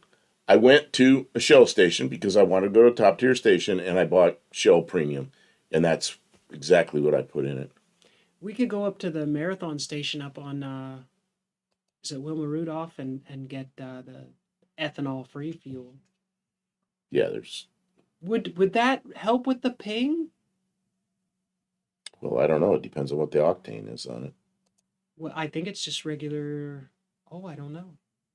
Okay, let's see what I got here. Okay, this Mexican spec sent this in. I also saw some Gamers National AI. Welcome in. Just bought a 1967 Nova SS. Well, that sounds like a Congratulations. good That's a car. heck of a thing to get. Yeah. People like the old Chevys. See, Kevin said my uncle Send us a picture. my uncle didn't like his new AMX unibody, so he built a frame for it. Really? Man, that seemed Bioflies They were talking here. about adding frame rail connectors, and Tanner was saying he would rather have a roll cage and Biofly clings to a breadstick. Okay, Barracuda depending water on injection. how much motor you put in, you really Oh. don't need that. Back in 1980 and 81, I had a shop with a friend, and what we did a lot of sway bars and suspension stuff, Adco sway bar distributor, and we also did a lot of turbocharging. Well, back then, you never see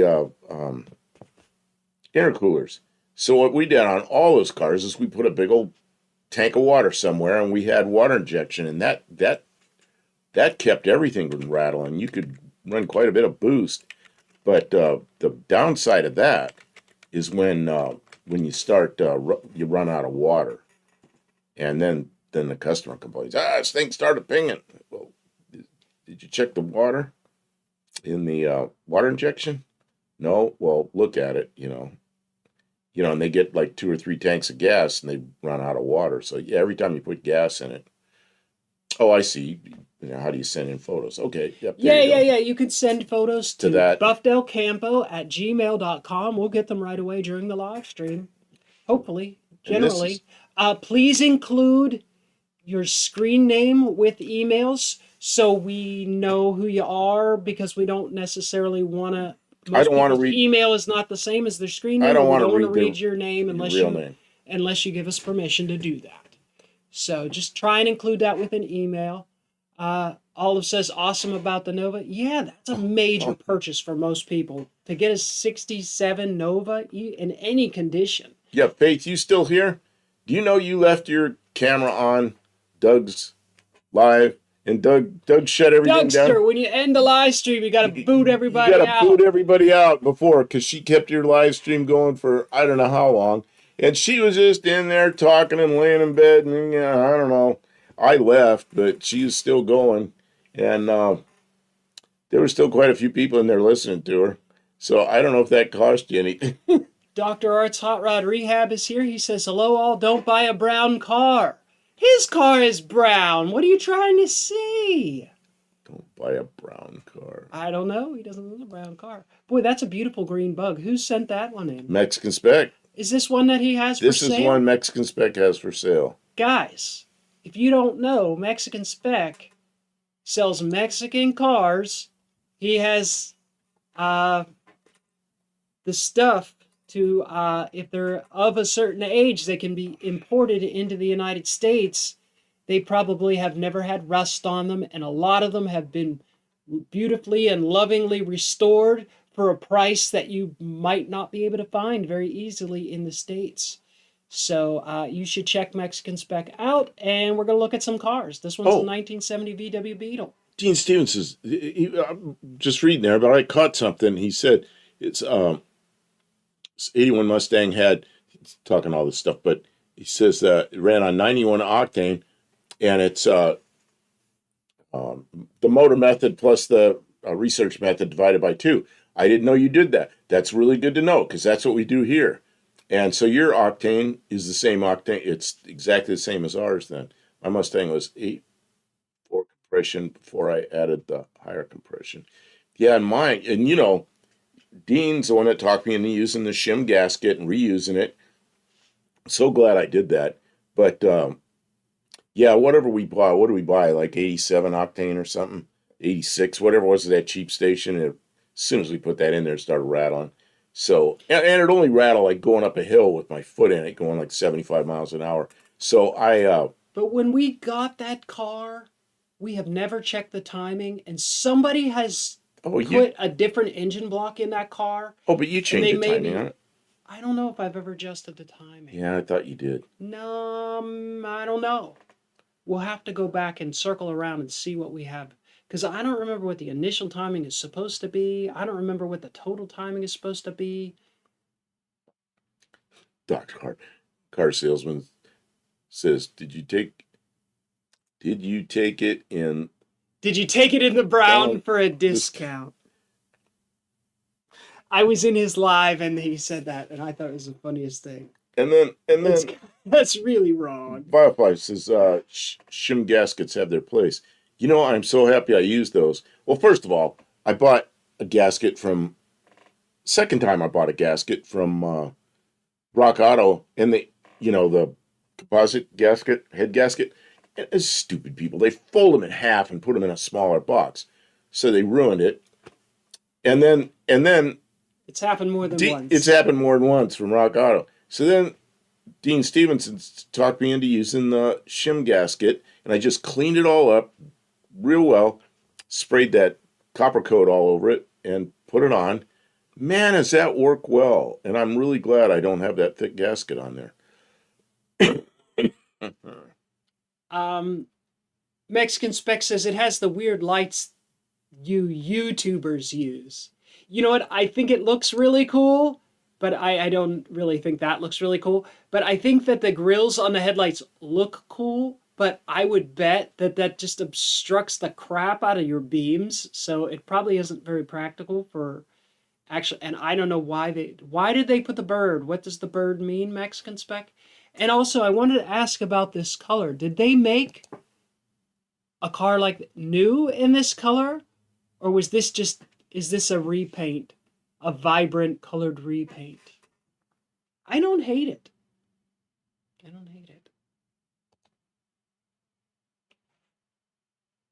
Hacky6666, welcome to the stream, asks, hello everyone, quick question. How often do I have to adjust the needle and seat?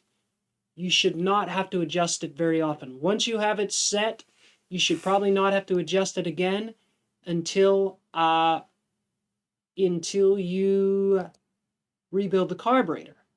But I have seen instances where if you get water in your fuel, it seems like it changes your float settings. Sometimes you have to literally dump the water out of the carburetor and start again.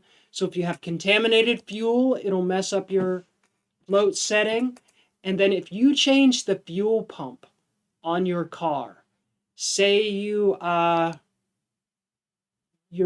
mechanical fuel pump goes out and you have to put an electric pump on, you may find that resetting your float helps some. Sometimes I think people will chase after fuel pressure problems with a float. And, float is gravity and a pump is pressure. So the two things are not ever equal. So if your fuel pressure is wrong, resetting your float is never quite going to fix it. So you may need to incorporate some type of pressure regulation in your system to get things back in balance. And I hope that maybe gives you some guidance, because I don't have all the answers. It shouldn't keep changing, basically. Mr. Burlock says, show the headlights again, please. I zoomed in on it. Oh, you did it while I was... while you were talking, yeah. Okay. I did it. Okay. Gamer. Let's see if this came through. Valfly likes the contrast with the interior on the bug. I didn't even see it.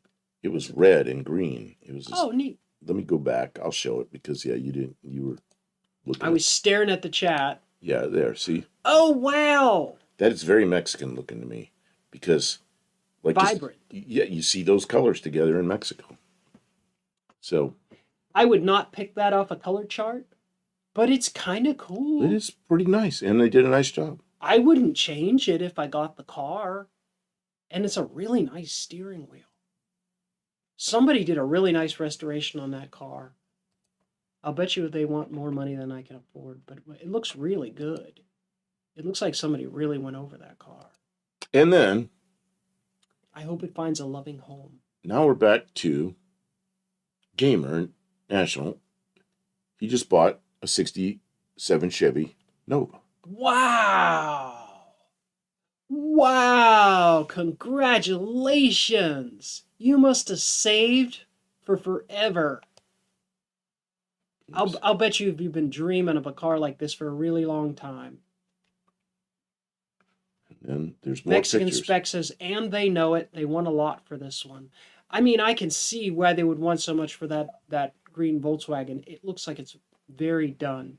Like, very done. Like, if you look at the price of a good restoration, even in Mexico, like, you know, if it's done right, it's got value there.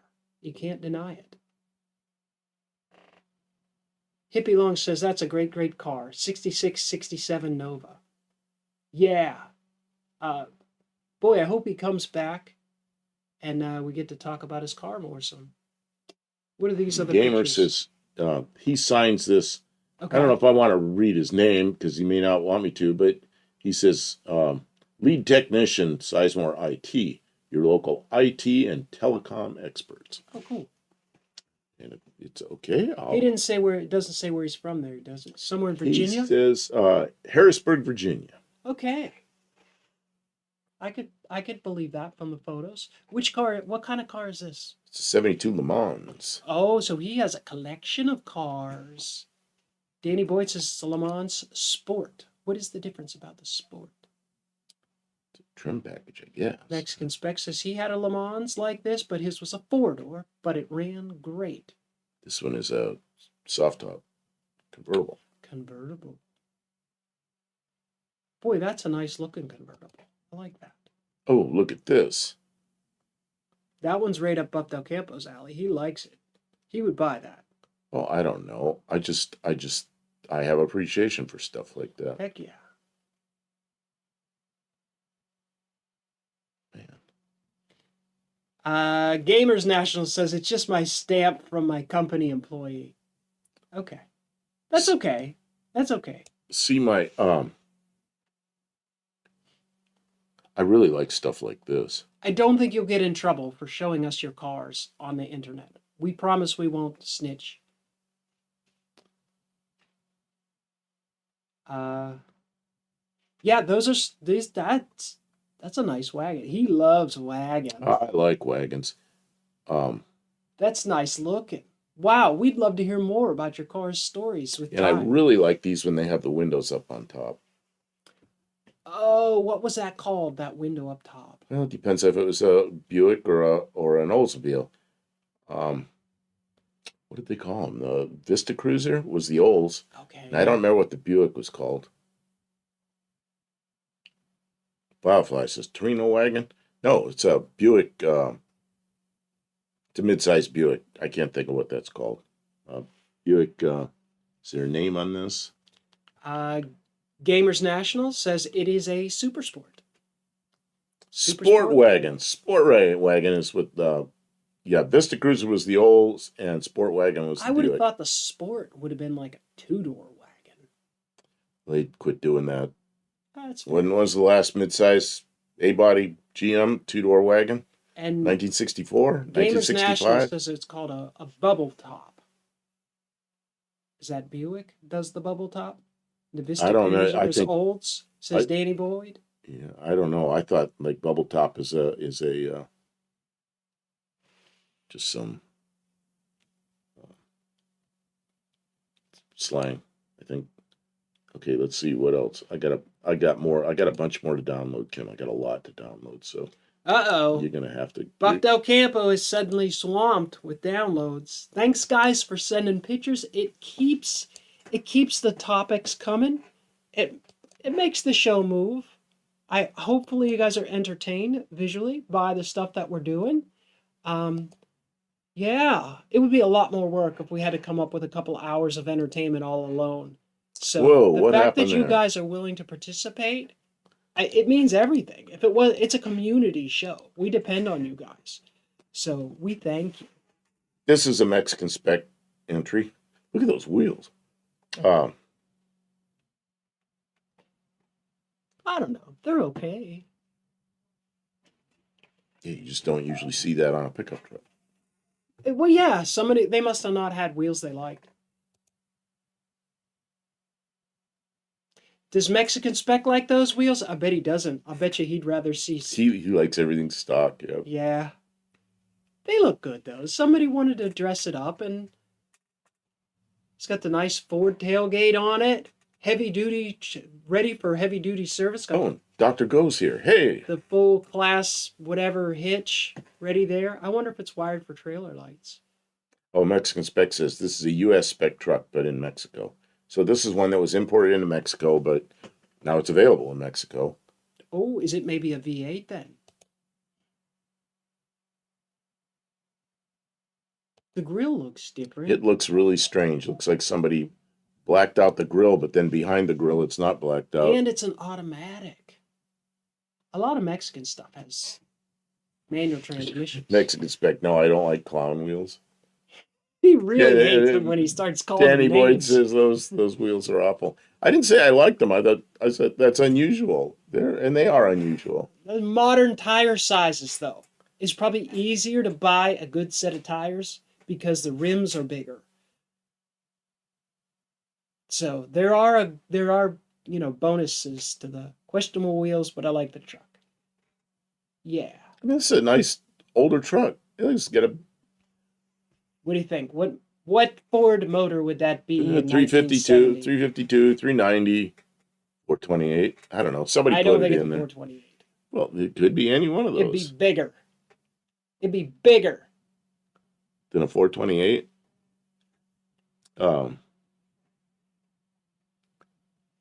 Yeah, I think that's a good truck for somebody. That is a reliable workhorse truck. That's a forever truck. If you had that, you'd never need another truck. Take half care of it, and it'll last forever.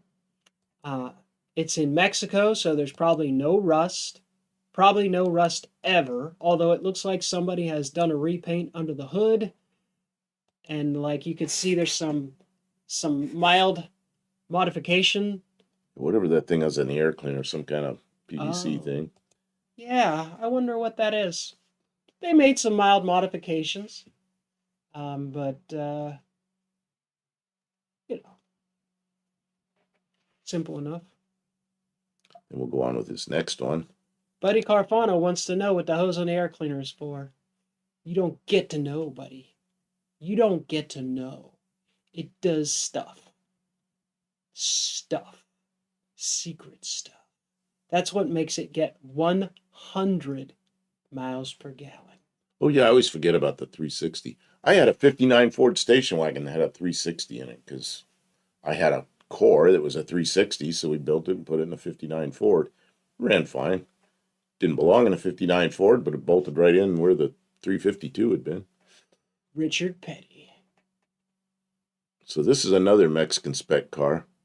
That is not a 1970 Charger Daytona, Luis. It's a 1970 Mustang. Hey, we're on the Dean right says, year. I hope it hasn't had lettuce. Lettuce? Hmm? I don't understand the lettuce comment. Dean Stevenson. Dean Stevenson tells jokes that go right over my head because I'm just not smart enough to understand. Maybe the delay is getting us here.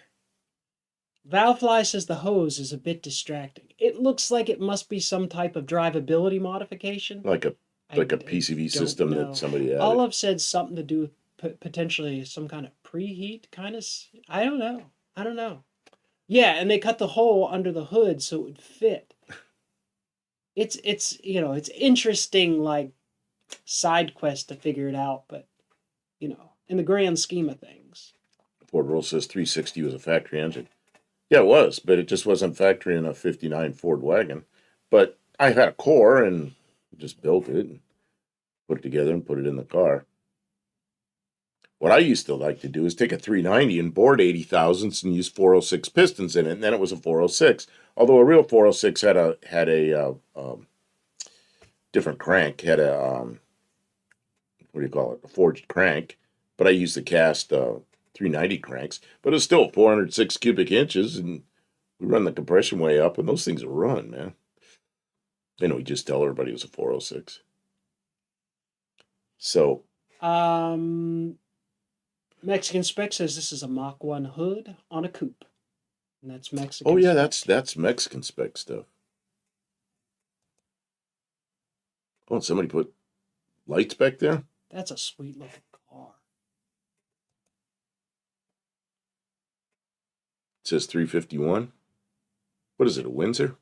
Gamers National sent a photo of the 40 Chevy. I see there's another email from you there. I'll get to it. Oh, Mexican Spec answered the question. That is the gas setup to run on propane.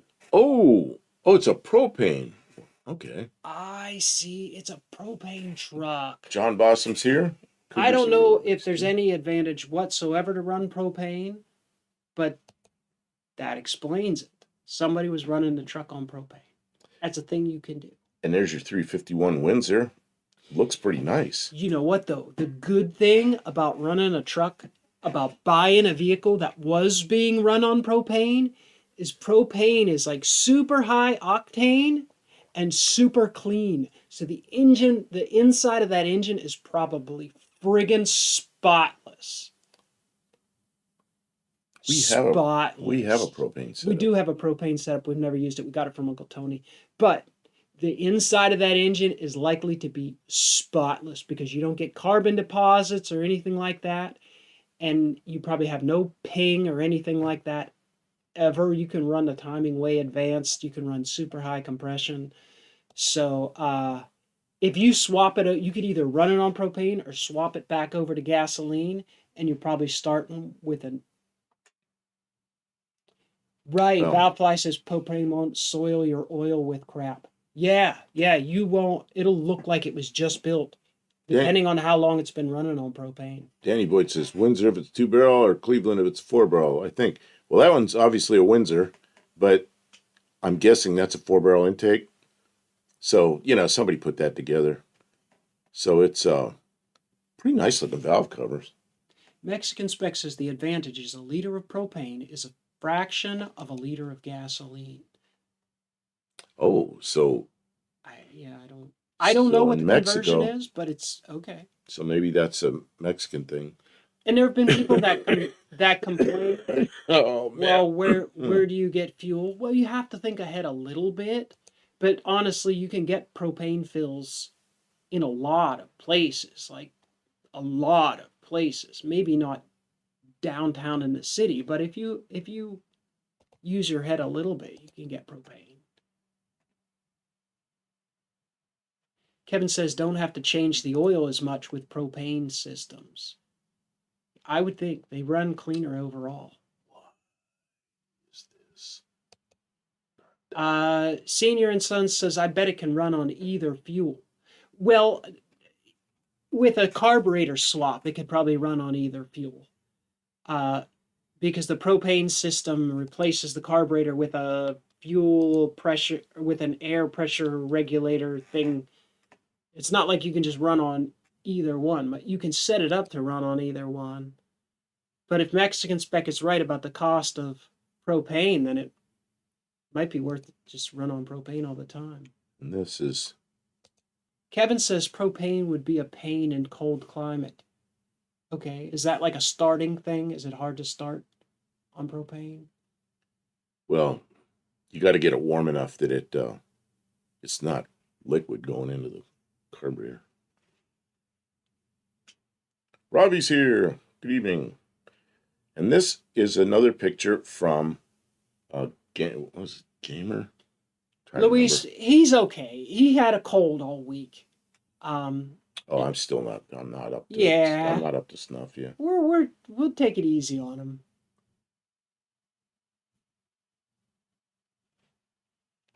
Get back to my. Ravi is here. Welcome, Ravi. How you doing tonight? We're talking about cars and vehicles, automotive adjacent from 1970.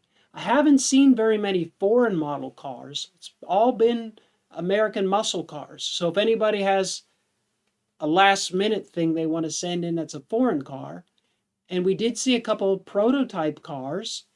We saw a couple trucks. Who's this? Dean Stevens. Should I get a tariff if I export myself to USA? No, I don't think there's. But you got to go in a Wait a container. You're going to go in a container. Who was that guy? Container Bob. Remember Container Bob? No. He packed himself in a shipping container and then made a little toilet thing he carried around with him and took some food and he shipped himself all over the world in a container. No. Yeah, and then he ended up getting arrested in Canada. Why? Because he was sneaking into countries in a container. And Without a passport? And he didn't know where he was going. He just get in a container and go for a ride. Sneaking into containers? And that is pretty and he had no cool. idea where he was going. He just get in some container that wasn't so full and go. And yeah, Container Bob. I forget what his real name was. That was a few years ago. Imagine somebody doing that. So that's a new Container Bob. He'll be Container Dean. Dead Courage Garage says very rowdy small block. I'm not sure which vehicle we're talking about. I think we're talking over the pictures and missing stuff. I'm sorry. Oh, here's one from Mexican Inspected. Valfly says, when running alternative fuel, you want to bump the compression 11 to 1. Yeah, if you're running like the E85 or if you're running propane, you're definitely going to get better results, better economy if you can run the compression up for it. But then if you try and run it on gasoline, you have to make lots of adjustments to account for that. But yeah, right. Dr. Ghost says when using a diesel generator compared to a natural was fueled generator, the fuel engine driving the electric generator is 1.5 bigger because the fuel isn't as powerful. Right. Yeah. What is this? Right. If you run that Ford engine on propane or gasoline and you compare the power output, you're going to be able to make more power with gasoline than propane all day long. So if you need maximum power, you're probably going to want to convert it back down to gasoline. 1970. Well, that's pretty. Who's that come from? Mexican Spec. Dead Cougar Garage. Oh, it's Dead Cougar Garage, not Dead Courage Garage. Yeah, Cougar. Oh, a little you're dyslexic with my vowels there. So, Burlock says E85, you need 50% more fuel. No, the conversion doesn't work like that. Well, although there's a formula for 100%. Yeah. I could draw it on the screen, I suppose, but it isn't that bad. Because I know a guy that used to make his own alcohol, and he put it in an airplane. He had what engine he had in that thing? I think it was an aluminum Buick engine. And he flew it from the U.S. to Europe with a big old tank in the back seat, where the back seat was. And he showed me and he was running a carburetor. One day I'll do it on a whiteboard or something, but it's not that bad. It's not that good either. It's not that good. You better be saving money if you're trying to run that fuel. You got to use a lot of alcohol compared to 50% more. God, is it 50%? It's 50% more. That seems like a lot, but it's it is substantially more. You do need to run more. You're going to have to rejet you can't just run it. E85 requires 13-to-1 compression to extract the same amount. Exactly. Of power. Well, when you run E85 in a engine that's at 7.5 or 8-to-1 compression, you're just wasting all kinds of energy. There's fewer BTUs in alcohol than there is in gasoline. But In higher fact, octane. somebody even put that Ford rule says the BTU is only 76K for E85. So he may know. He may have already worked it out. Roughly, ethanol has 500 Fahrenheit flash points, so it is difficult to start. Yeah, I don't know about that. Right. I know that I used to run E85 in my old Dodge pickup truck because with the subsidy, it was so cheap. It was so cheap, and I noticed that I got terrible gas what did you mileage. run it in? I had a D150 with a slant six. What'd you do? Richen it up? Yeah, yeah. I just put a big jet in the carburetor and it would run, but it was miserable to start. And if it got cold, you couldn't run it in the winter. But in the summertime, it was really hard to start. You know, I had to advance the distributor a bit, but it would run and it would get terrible gas mileage, like 6 miles to the gallon. But the gas was so cheap. It was dumb actually, but it was just experiments. But Man, anyways, Butterfly. yeah. I made my own alcohol, mead, successfully. I made mead and it was horrible. I don't know what I did wrong. I thought it was disgusting because this was back in 2020 and 2021. I used to make my own wine, and I made it out of just grape juice and stuff. Just no wine maker would like it. It was good enough. It was fun. But then I made mead because I wanted to do it. It was horrible. I don't know what I did wrong. And I got a friend out in California. His last name is Mead. That's kind of funny. And he that's one of the things he makes. I told him that, and he goes, "Oh, you got to let it age, you know." And I said, "Man, no, I didn't let it age. In fact, I drank a little of it. And I poured it out. So, yeah, I don't know. That's interesting. Mead. Mexican Spec says people here are worried about the money to buy gasoline. They're not worried about the power the propane makes. Yeah, I mean, if you got a big V8 engine in a Yeah, truck and you're not hauling stuff with it and but you want to propane's use it okay. on propane and propane is easy to get and the price is good, then yeah, it makes perfect sense. There's, I like this. yeah, you know, This is a Mexican spec that's truck. a, I like the way they did that with those yellow bars on the yeah, grill. that's a nice one. What year? 70, huh? 70. Oh, and it's the carry-all style. Mm-hmm. It's a 3-door. And it looks like it's a four-wheel drive. Did you see that? The hubs in the front, it looks like a four-wheel drive. I thought That Mexican Spec says there weren't four-wheel drives in Mexico. nice big hitch So on it. this is a special job here. Is it four-wheel drive?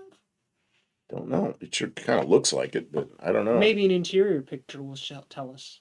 Are there any interior pictures? I don't Keep know. going. I haven't got to it. I'm flicking through them kind of fast as it is. Sometimes up north they paint the bottoms of the vehicles black to hide the rust. Oh, I've done I'm that. guessing that's not what's happening here. No. I think this is more like a style thing. Yeah, it's got hubs on it. It does. Yeah, that's 4-wheel drive. It's four-wheel drive. Guys, you know that this is rare. There it is. This is a rare bird. You don't see a lot of four-wheel drives coming out of Mexico. I guess they're not real. Yeah, there's the two sticks in there, and it's probably what 4-speed, Sure looks like it. 3-speed with a granny low, maybe. That is a heck of a truck. Oh, somebody must have asked about where do you send Mexico pictures? says it's a U.S. spec Is that- truck. Is that? Yeah, it does look like a U.S. spec truck. Does that work? Good luck finding Yeah. one of these in the U.S. And Mexican in spec any condition. Mexican spec did put up the email to send pictures in. Thank you, Mexican spec. Good luck finding anything like this, and this is really nice. Somebody's redone this really pretty.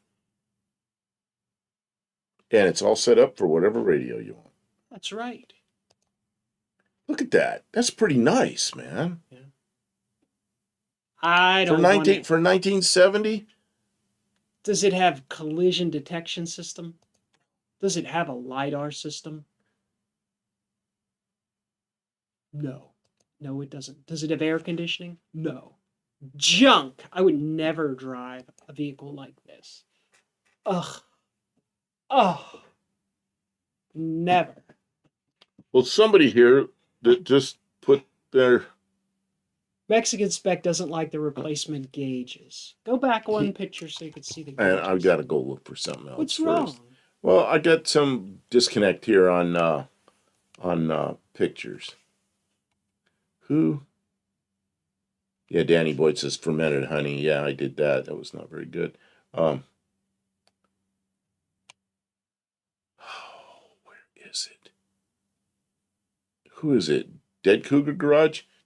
Are you the one that sent me the email without, because somebody put an email here with their real name, so I don't want to read it, but it has no attachment. It's just an email with no content. You forgot to send the attachment. There's no content. Try again, please. But I don't want to read your real name. Mexican Spec, I was completely joking about it not having air.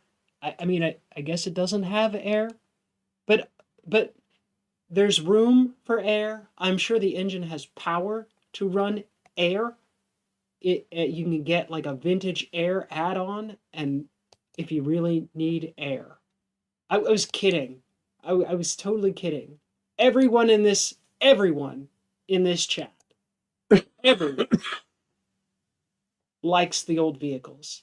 And I'm being sarcastic, as sometimes I am. Look, there's not even a screen. How am I supposed to have my Apple CarPlay without a screen? Ugh. And what did you do to my car? What was the priority for you in my car, which I didn't care about, but you did it? What's that? Fixing your air conditioning? You put air conditioning in my car. Well, we're in Tennessee. It gets pretty humid. If we're going to be driving a lot in a car, it would be nice to have the air so working. Who sent this? The air is there. I was like, let's fix it. I thought I could get it. Who is this? Can't Kim? you just fix the air, Kim? I thought, yeah. I can Help, Kim. What's wrong? This right here, this is... That's Senior and Sons. That's what I thought, but before I read it, I wanted to make sure that Can't you just fix the air, Kim? I was like, yeah, I could probably fix that. And then $700 later, it kind of works. Senior and Sons. But we learned a lot, and now we have the machine. Like, we have all the resources to evacuate, properly recycle, and save the refrigerant and like, all that we have stuff. all the stuff now. So the $700 was, we invested in tools, and we got content out of it. We made almost $8 on that content. American dollars. So that's real. And that's some of the most money we've ever made. So this is from a car show from Senior and Sons from last weekend. The cup holder is between your legs, as God intended. That's right. God as you understand him. 65 Mustang. Did you guys see the cup holder in my Bronco too? Who saw the cup holder? I'm giving 3 points for anybody who could tell me what kind of cup holder I had in the Bronco 2, or how I made the cup holder in the Bronco 2, or what kind of cup I put in the cup holder in the Bronco 2. Did anybody watch that video? If you did, right now's your chance. Yeah, and Ford Rules, I see your email sitting there. I'll get to it. Is that a supercharger, or is that just a forward-facing air horn? Let me see if I can zoom in and not lose all the resolution. That is an International.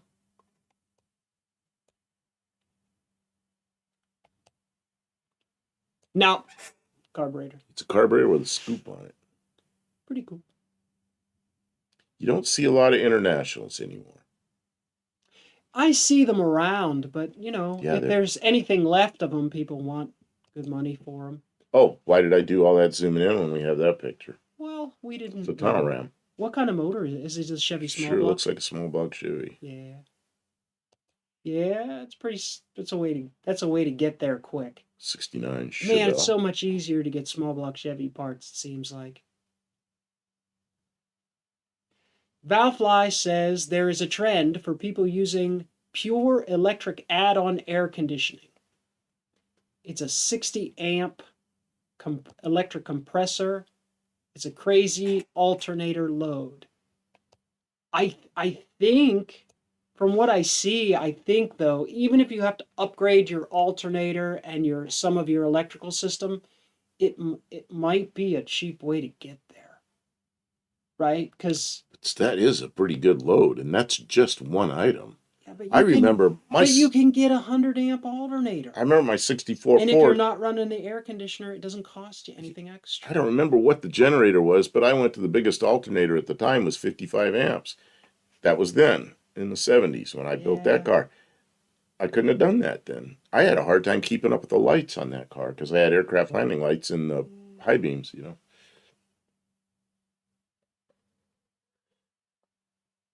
Mexican Spec says, "Did you finish the Suburban pictures? The yellow and black Suburban, Yes. did you get through them all?" Yes, I got We through them did, all. Mexican Spec. That's a beautiful vehicle. Yeah, we showed them Thank you for sending that to us. all. Look at this. Guys, that's for sale. If Look you're at this. looking for something like that, you should be checking out Mexican Spec. There are some new people here. You want to subscribe to our moderator, Mexican Spec. He does his own streams. He advertises vehicles that he believes he can export into the United States and some other and countries. Canada, and maybe some even other countries. Australia Yeah. or other countries. So if you're looking for something like super special like that, check out Mexican Spec. Super entertaining. He's on with his wife. They do live streams on Saturday night. Saturday evening or early Saturday evening. Oh no, Depends on where yeah, you are. Saturday afternoon, And then Sunday evening. Yeah, Sunday evening. So yeah, look at that 64 Falcon. Nice looking car.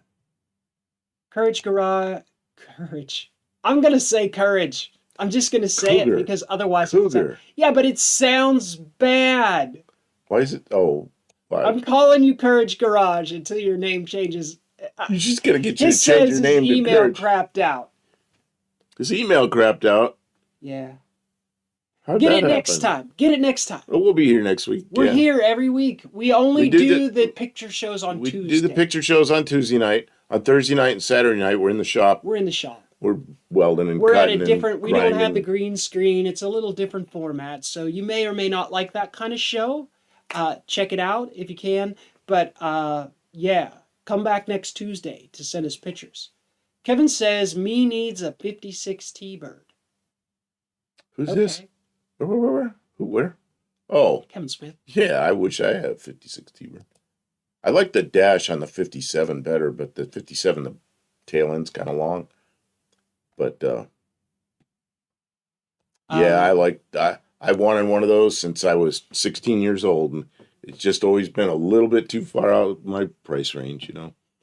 Couldn't get one.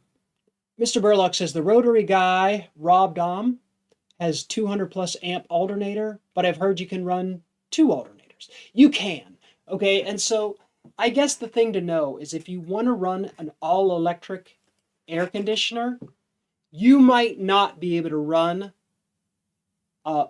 your factory or a stock type alternator. You're probably going to have to run a newer aftermarket kind of alternator. So that's an additional cost and additional work to make it work properly. Because if you underpower it, if it's a 60 amp and you're underpower it and you're pulling that hard from your alternator, you're going to have problems. So just be aware, right? It's a learning thing. So maybe we help people from doing something and making a real mistake. Like my Dart, a 66 Dart, I think it has a 20 amp, 30 amp, maybe 40, Not much. Yeah, it's maybe a 40 amp it's alternator. the old original So you cannot run a 60 amp. Chrysler alternator. Yeah. You're going to just pull down your battery. Your lights are going to go dim. And if you run something that's that high of an amp draw at too low of an amp supply, it'll burn out. So you want to get it right from the start. So Kevin Smith says the 55 might be better without the Continental kit. There's a lot of people that don't like the I don't like Continental kits at all. And then Buddy Carfano says, I still remember the white T-Bird American Graffiti, and that was a 57. And I really like the dash on the 57. I mean, that's what you got to look at going down the road. It's a pretty nice thing. Mike Slater. This is Mike's car. I thought that was his car. This is. This has got a 360 in it. That's what. Can you imagine that with a 360? He says he loves the Tuesday night shows. Thank you for the glowing endorsement, Mike. It's a pretty car. Oops, there's two. He has some videos of driving around in his car. It sounds good. It's just, man, I'm looking forward. He'll be at No Name Nationals, he says. I'm looking forward to seeing the car. I like that year front end for the Valiant. It just looks good. It looks like a classic car. It doesn't look like some odd bird. It just looks like it's supposed to. You've done it really well. With the white roof and the chrome wheels, I think it looks good. Maybe Mexican spec doesn't like it because it doesn't have the factory wheels. But oh, whose car is this? Is it a 1970? I don't know. It's Ford Rules. He sent it. I don't know.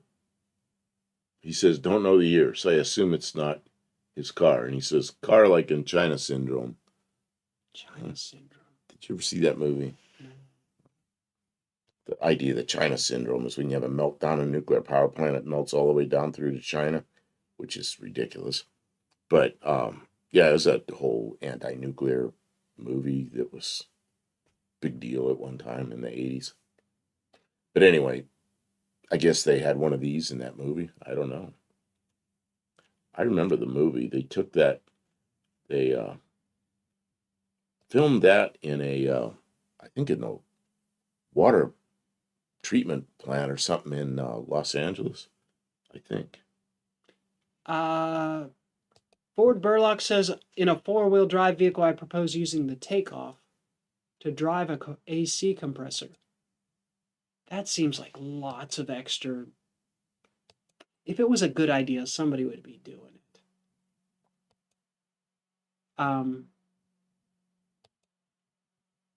Yeah, nah. Like what? Like a PTO takeoff? Nah. Okay, so where is it? Where is it? Here we go. Okay, so who sent these in? Because you, once again, this is the person that. Those are Courage Garage. He said sent. Oh, okay. Yeah. Because he's got some other name here. Okay. Okay, yeah. In the future, send your screen name as the topic or, as a part of the comment of but we got it. We got it.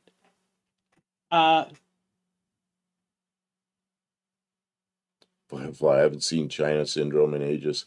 You're older than I thought you were. Ralphfly says you'd need a tooth belt for it, but he'd like to see the main shaft alternators where you could stack them. I guess. Right now, it's such a rare thing that it would be expensive just because of its uniqueness. Just... I don't know. You'd be better to convert the whole front of the motor to some kind of serpentine system. I don't know. It's rough. It's rough. I swear. But you can get a V-belt alternator. Like the early 90s Dodge Magnum had a V-belt driven alternator. I think they were 105 amp. That would get you there. Shim it to fit the front of your motor and you're there. This Cougar's sold. $100. 428 Cobra Jet. Woo-wee. Man. That's packed right in there, isn't it? Oh, Courage Garage says that's my Cougar. That's why it's Dead Cougar Garage instead of Dead Dodge Garage. Well, I don't think this is dead. It doesn't look dead.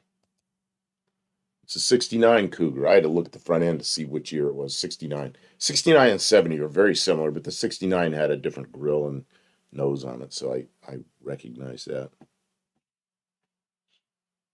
Barry Kuda says, I'm not sure Senior you can say that here, Kevin. 70 Cougar. Sure. No, 69 Cougar. At least it's got a 69 nose on it. Yeah, it's pretty nice. Just don't tell PETA, because then we'll be in trouble. Huh?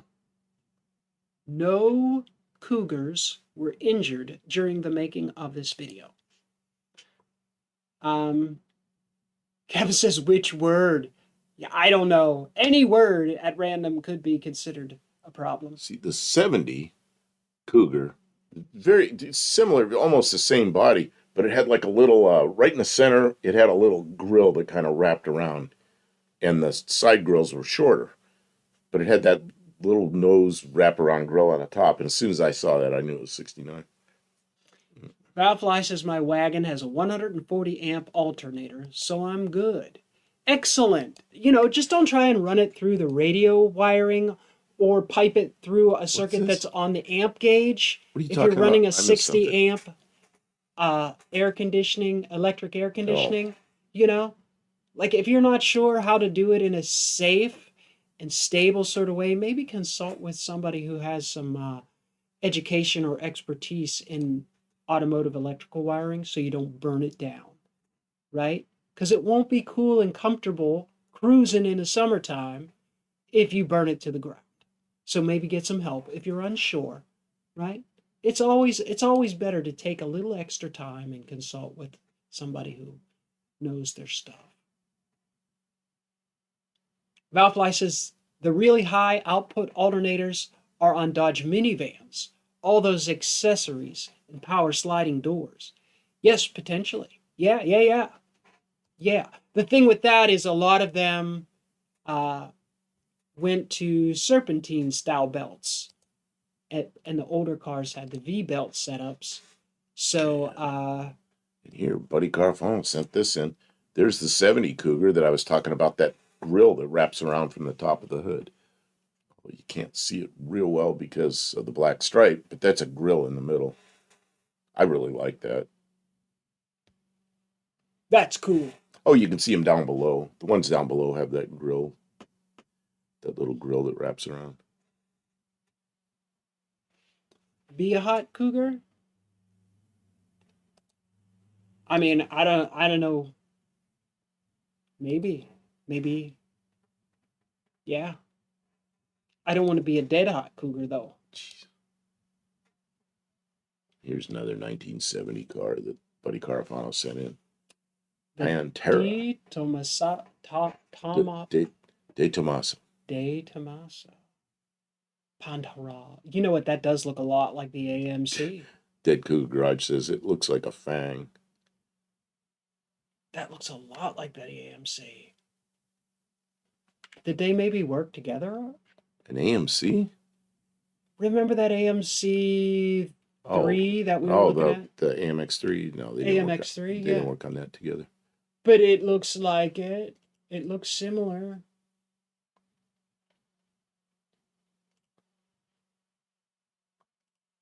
It's a similar type car, I suppose. No, it looks a lot similar.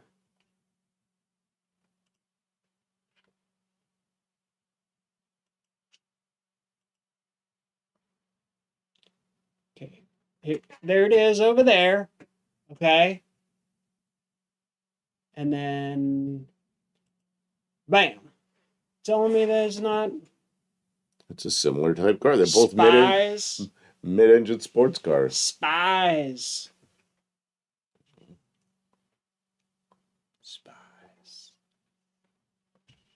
What year did they start having the De Tomaso Pantera? I don't know. What year was a Pantera available? There was the Mangusta. De Tomaso Mangusta was in the late 60s, and then the Pantera came out after that. The Pantera, I don't know how you bought a Mangusta. I don't remember how you got them. But the Panteras were available in Mercury dealers. So, and actually, a Pantera was a better car, much stiffer, nicer car. But I think the Mangusta was a better looking car. Tavo's here. Welcome in. He says he had a migraine. I woke up today with a migraine too, and I took my meds and went back to sleep because it was not so good. I hope you feel better soon. Drink some extra water. Take it easy. There's another 70 that Buddy Carfano sent in. 1970 Buick Electra 225. That is a big boat, isn't it? Yeah, not as big as a Cadillac. Darn close. I mean, you could put those bull horns on the front, and it would pass. And here's a car I really like. 1970. I like these. That's the first Celicas. But it says that's a 70, but that one is not a 70. That's got the big bumpers on it. So that's a 74 or newer, but it's the same body. I had one of those. It was a whooped. Oh, you had it after its prime, huh? I had a friend that bought one of those new, Well, like a beyond its prime. 72. I think I paid $50 for it. Oh no, this guy paid retail brand new, Yeah. 1972. Man, it was a nice car. It was so cool, but it was just beyond. And I was young and didn't know what to do with it. But it was beyond. It was a Pittsburgh car, so it was probably had some rust. It was beat up real bad. Beat up real bad. Yes. Oh, here's a 70. You can still get these, I think, from Mexican Spec. 70 Datsun pickup. 510. Pretty cool. It's not a 510, it's a 520 or 521. The 510 was a passenger car. The 520 had the same engine in it. It was a pickup. Let's see here. Who else? Got more pictures. I'm downloading pictures, Kim. Okay, let me get these closed. And then this, I'm going over to here for some reason. Mike Slater's going to bed. Thanks for being here. We appreciate you. Thanks for sending us some photos. And yeah, we'll see you later this week. I don't know what happened. Oh, these are more pictures of the same car. I see what happened. These are new pictures of the same car. Cougar. Getting some fuel in the tank. Yeah, a little trapdoor back there between the taillights. I like that because it doesn't matter which side you pull in. You get gas on this side or that side. Tim says he likes how my hair looks. Thank you. I brushed it tonight, so I'd look nice. Firefly, we had a Honda 600 sedan, the knockoff of Mini. Twin cylinders, 12-inch tires, trunk had old one dog. You know what? Those are pretty cool cars because it really was a motorcycle engine. It was an air-cooled 2-cylinder. I never thought of it as being like a Mini. I thought of it as being its own thing, and I really liked those things. I had a friend that bought one. That was his car. He drove it around. He bought it new. Walked into a Honda dealer with a paper bag full of money. And he was, okay, I want it. And the salesman looked at the money and he goes, I don't know if we can do this. And he went in and got the sales manager and he came in and he goes, because they financed everything, And the sales manager goes, well, of course we can do that. Count it. I don't know if we can take money. Can I see some ID? Man. Dead Cougar Garage says, thanks again for showing my car. I really appreciate it. It's what we do on this show. That's what we do on Tuesday nights. Obviously, we have a topic, and that gives everybody something to sort of... But we show people's cars, even if it doesn't meet the topic. But it's always the topic to show viewer rides, viewer garages, and talk about the things that is going on in everybody's Is this your place? Community time. Look at the cars. Oh, wow. 69 Camaro up there. You got he's got to be visiting somebody's. 72 Chevelle. It's got a Rolls Royce there. What's the red car? He's I don't know. visiting a museum. Man. There's no way those are all his cars. That's awesome. Kevin Smith says 58 is a good year for a show. Okay, next week we do 58. Got a suggestion? 58. I can't remember doing 58. So 58's a good year. All right, guys. Next week. I like that suggestion. 1958. I like cars, trucks, motorcycles, motorcycles, yeah, boats, airplanes, automotive adjacent. If you can find an airplane from 1958, he would love to see that. The last small airplane I was in. So dealerships, was car haulers, 59. black and white picture. Oh, there's going to be some black and white pictures. I want to see classic pictures and modern restoration type pictures as well. Guys, get him out here for next week. Try and think ahead, plan ahead. Firefly says maybe 1980. Maybe we can do that the next week. Yeah, we're going old. Mexican Spec says 58, the epitome of chrome. Yeah, they There you plastered go. chrome all over everything, didn't they? One year I'm gonna make us do like 1991. You're all gonna lose your friggin' mind. But that is what, 35 years old. Oh, Dead Cougar Garage says bye. We'll be back. Well, Yeah, it's yeah, good yeah. having you here. Come on back. Yeah, I like showing your pictures, and I was hoping you'd say what this If is. you hang out for a while, you'll meet. We've got lots of friends who are streamers. You'll have more streams than you even want to watch, but you'll want to watch them. Actually, I you didn't won't be get. able to watch I them all. haven't downloaded all your cars yet. Well, What's this? there's always next week. Oh, I see what he sent. Was a Cougar. Okay. Fiberglass hood for $500. Yeah, but this is a man. This I don't want to put it up like this. I got to download this somehow, and it's a link.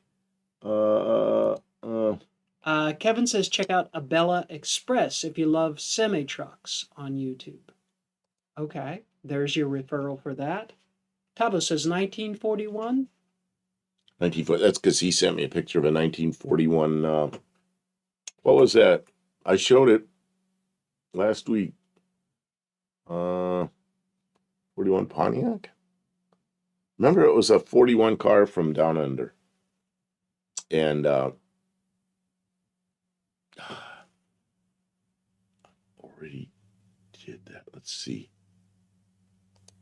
I might be able to retrieve it again. Maybe.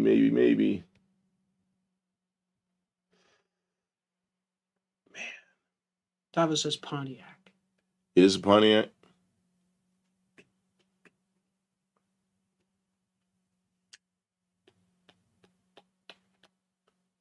Oh, it's too far back. It's just too far back. I save all that stuff, but yeah, I got the saves are like I got thousands of pictures saves from everybody.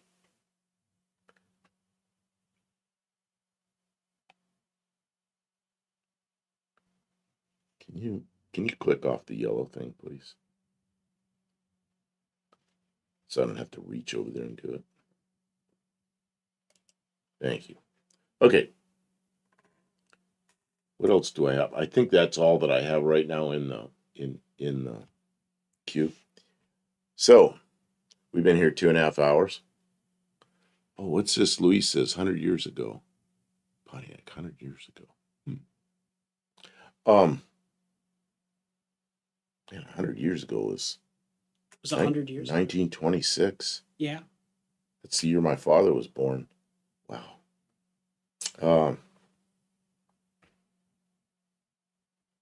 I think he said he lives in Virginia. I think it was Virginia. I think it was Virginia.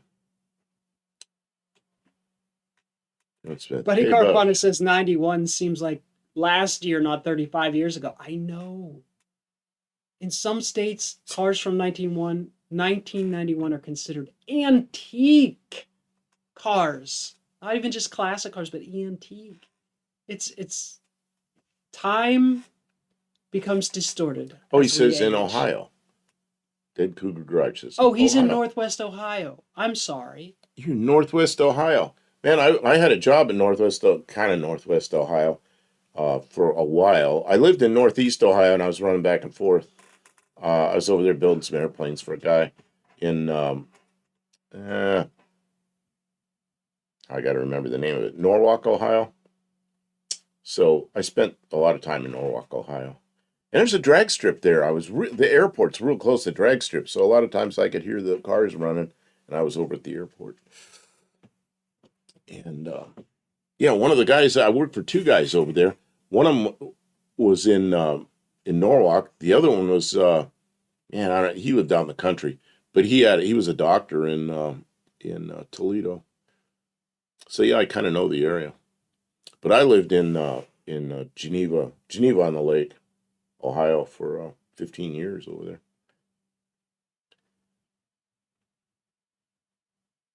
Dead Cougar Garage. My high school car was I guess that's 69 GTO Judge, and that was in 1983. Yeah, 1969. That's what I assumed it was. Goes with Norwalk Drag Strip is owned by Summit Racing now. Really? That makes sense. That's like sort of a logical pairing. They of hold a national things. event there every year. Summit Racing sells a lot of performance parts, and racing, highlights performance parts. So it makes sense that they would want to support racing. I built that guy an airplane and he wrecked it, but he didn't get hurt. He wrecked it, and then I built him a second airplane. And the guy that was the doctor, I worked at his shop off and on, and I remember, I don't know, we built several. Mostly we modified airplanes over there, and I guess we built one. But he says his neighbor has a 2000 Camaro with classic plates. It seems wrong. But That sounds completely wrong. 26 years old, classic car. That wouldn't be here, would it? I don't think you can. 26 years. I don't think you can get classic. I don't know. Here. In Pennsylvania, a car that's 26-year-old is surely a classic. But when they don't last that long in the salt. I got my 78 Zephyr registered, and the woman was really surprised I didn't want classic plates. She goes, "It'll cost you less." I said, "But aren't there some restrictions on when I can drive it?" She goes, "You're not going to daily drive this." I said, "Yeah." And she goes, "Okay." So I got normal license plates because I don't want any of these hassles. Well, wait a minute, it's not Sunday, or you're not going to a car show or something. No, I want to drive it when I want to drive it. Want to use it like a car. Yep. Okay, so he likes seeing his car on the big screen. Well, we're glad he give you a thrill. We like seeing it too. It's really nice. So yeah, I mean, 69 Cougar's a nice car. I had a 60. I got to show my 67 Cougar. Should I show my 67 If Cougar? you can find the picture, I will let you. Yes. I got to find it quickly. Kevin says Summit Racing is close to where he lives. And Barracuda says, you say goodbye, I say hello. And that is in reference to something about Sgt. Pepper started that's a band. Beatles references that I'm not quite familiar with. Mercury. Let's see. I don't know Beatles history in depth. It's a little bit older than me, but I do like some of the Beatles music. I've had a lot of Ford products, but a lot of them were Mercurys. Where's the I don't know if I can find it fast. Oh, there it is. Valfly says, I have books older than a 2000 Camaro. I have computers older than a 2000 Camaro. I think I have a phone older than that. Where'd it go? Valfly has wrenches. Of course you have wrenches older than that. Yeah. Why, when I bring it up, it doesn't come up? Because it's stupid. It's a stupid picture. I don't know. Every live stream, though, we should show pictures of your car. Oh, is it not working? I can't make. Yeah, it stopped working. There it is. It's going. But what is that? It's there. It is. It's because it's some goofy. See, now the thing doesn't move. It's a. That's my 67 Cougar. But I'm not going to be able, because it did something stupid. Came up in some other.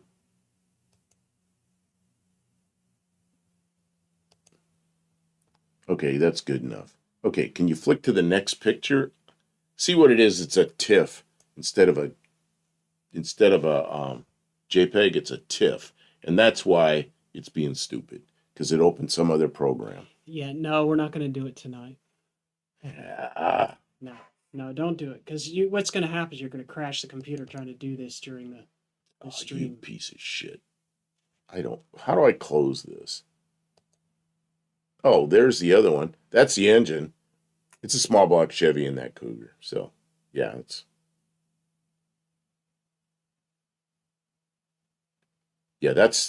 I did that in 1968 and 1979. Probably most of that was 1979 when I did that. So that car was, 12 years old then? Rougher than a stucco bathtub. It's not that, is it that rough? I don't know. I'm going to try to. It wasn't back then. Let's see if I can. And that's me on the right in 1979. Yeah, so how old was I there? 25, 24, 24 years old. And now I'm 72.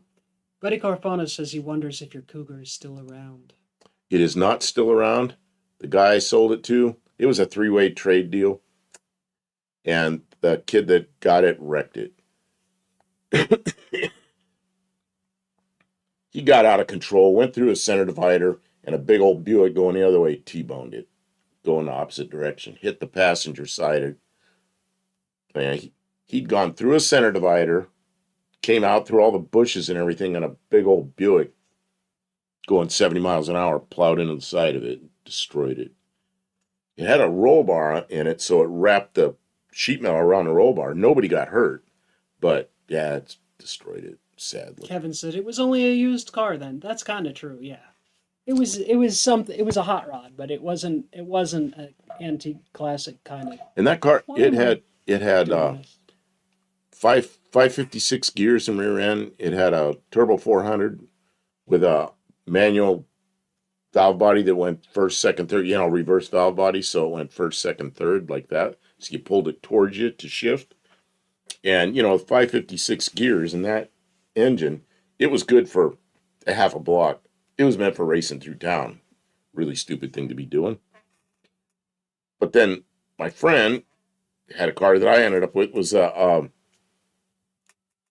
71 Gremlin with a 429 Ford in it with a tunnel ram. So we raced those things together. It's like two really fast cars. But then, Tim says he found a 64 Ford with a 390 cop motor, two-door sedan. He had one back in 68, but doesn't need another project, but he's thinking about it. Yeah, I love the dream projects. There's so many of them that I'll never be able to do. But Ted Cougar cool. says, no, where was it? No, a Chevy and a Ford. Where was it? Curse you, Buff Del Campo! Well, I've got that Your car. bastard creations! What happened was, I was building a Corvette for a guy, and then they bailed on the project, and the car went away, and I had that engine, and I thought, and then the Cougar had a girlfriend at the time. She drove the Cougar, and it had a oil leak in the oil pressure sending in it, so it pissed all the oil out. So she drove it home 12 miles. Well, you know what happens when you drive a car 12 miles in the oil pressure. So I had that car and I had that engine. So one day I said, you know what? I think I'm going to put that engine in that car. And I did. And it's a lot of work, but it was kind of fun. I don't know why I did that. Yeah, 556 gears, yeah. It was like, you put it in gear. You had to have your foot on the brake really hard when you put it in gear, because it go like that, lurch forward. Yeah. Yep, one of those things. Yeah, I thought I had pictures that weren't TIFFs. What happened to those? Oh, here they are. Here's the JPEGs. This is what I wanted to show. Yeah, here it is in JPEG form. You should just get rid of those other pictures. Oops, there's another Cougar, but not mine. Yeah, there it is. Yeah, you see, that's ancient. You can see the fiberglass fan, which is real popular back then. I had a radiator shop, so I built that radiator. It was a cross-flow weird thing that I built. Yeah. I don't know. It's something you do. When you're 24 years old, that's the kind of thing you do.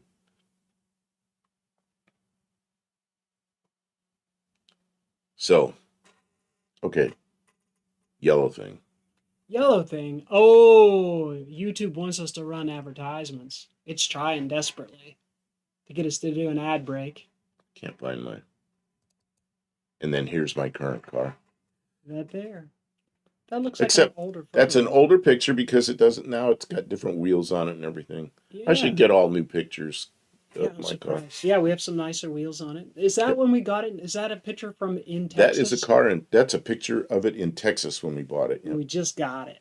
Yep. It looks about the same, but it has nicer wheels, and we've really gone over the car. We spent a year getting that car really ready. Yeah, to we spent enjoy. a year working on that car to get to the point where you can just get in and go. Valfly says new cars are rolling computer intranets. I hate them. They are. refrigerators with wheels. They are appliances, and I mean that's okay. Yeah, Dead It's Cougar. okay, but I don't. Dead Cougar Can't Garage afford says, one even. he says, Fox body. That's right. I really wanted a Fox body. What happened was I had a Mazda 6 that was a really nice car, but it's an electronic car. Got wrecked, got totaled. They didn't give me enough to get another. The insurance company didn't give me enough to get another one that was as good.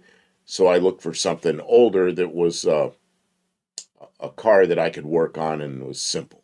And I really wanted a Fox body. And Mexican Spec had a blue Mustang with a 5-speed and a 302 in Mexico, and I wanted that thing, but they didn't give me enough for my car to buy that Mustang. So I started looking for other Fox bodies. Well, the Mustangs just go for too much money. So I found this thing for $5,000 and bought it. Actually, there's a guy that comes in here, JB.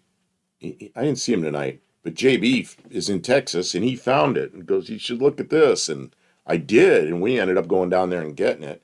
Drove it back. I tried to talk him out of it, but he wanted it. So he really wanted it, and he had money from that wreck. He was like, "But I really like it." But I had All one. right. I had the Ford version of this. The Ford version of this is a what is that thing? It's a Fairmont Futura. I had one of those when I was only 4 years old, and I really liked it. And I built that thing. And it had a roll bar and a 302, and it was built. It was a nice car. So I knew I could do the same thing with this. And this, Texas, kept inside, no rust. It's a clean car. So, anyway, that's why I got it. And we've had lots of fun adventures so far, and more to come. OBS just more to come. Got here. We got people showing up. But we're out of here tonight. We've been here 2 hours and 41 minutes. So we'll be back on Thursday. Hopefully he'll be Thursday. feeling a little better. He's got to get his rest. Probably needs to get something to eat other than some cookies. It's Space Cat's here. Welcome in, Space Cat. Everybody's You're gonna have to catch up. us on the replay. Everybody's showing up at the end. Next week we're doing 1958. That's your heads up, and we'll be back on Thursday. So, we'll definitely be back on Thursday. We'll be working. We've made some progress on the car too since Hippie then. Lunch just put some Magnum 500s on. No, we put some. Kim bought me a set of wheels. Look really good. I'll just have to I'll get some new pictures. There's Summit style wheels. I don't remember what they're called. They got a bunch of little holes and they're all right. Cast aluminum. They were very affordable, and they had good tires on them. And I was like, yes, this beats, because the tires on those are cracked, and I was like, we don't want to take these on the highway. So, separate ECU. Come on, we don't want any of that. If you want one of those cars, yeah, this is an automobile, right? Those things are like a computer with wheels. Yeah, Mexican Spec says do a new photo shoot. Yeah, we should do that. Yeah, I have done some photos for. We've had lots of photos for thumbnails and stuff. For thumbnails, but I've got to do a set and just have them here so I can put them up easy. Yeah. We got to get glamour shots for it. We could have somebody go in with a highlighter and really do the lines and stuff. We wash that car, spray it all off with the pressure washer and everything, and there's oak trees 10 minutes. Oak trees all over there, and they just shit all over the car. It's like trying to paint, and then all the bugs just jump in the paint. It's just like that. I think we should be done. Okay. I had a great time tonight. Thanks to everybody. You guys have made it to the end. If you're still here, you get 3 points for sticking around. Mexican Spec, when are you live next? When do we get to see a Mexican Spec stream? I know you just streamed on Sunday. Oh, probably Saturday afternoon, I would think. Thanks everybody who sent pictures. We appreciate it. It really makes the time flies like that when we have you here. We appreciate it, and it's the highlight of our week to be able to spend some time on stream, and we're looking forward to it. Tim had a big dinner. There we go. Have to get up early to finish frozen, broken sprinkler pipes. No, I'm so sorry, Tim. They got hit by some cold. Pro Stars says Hippie Long. You're absolutely right. He'll be live. They were Saturday, 4:00 p.m. Pacific time. Okay, so that's this weekend. You guys can look forward to that. And that's a show worth watching because you get to see all those cars in Mexico that they're 30, 40 years old, not a spot of rust on them. It's pretty cool. And they're for sale. So, yeah. Kevin's going to get the Studebaker someday. You might. You might, Kevin. There's always a chance. Thanks. We'll see you guys next time. We appreciate you so much.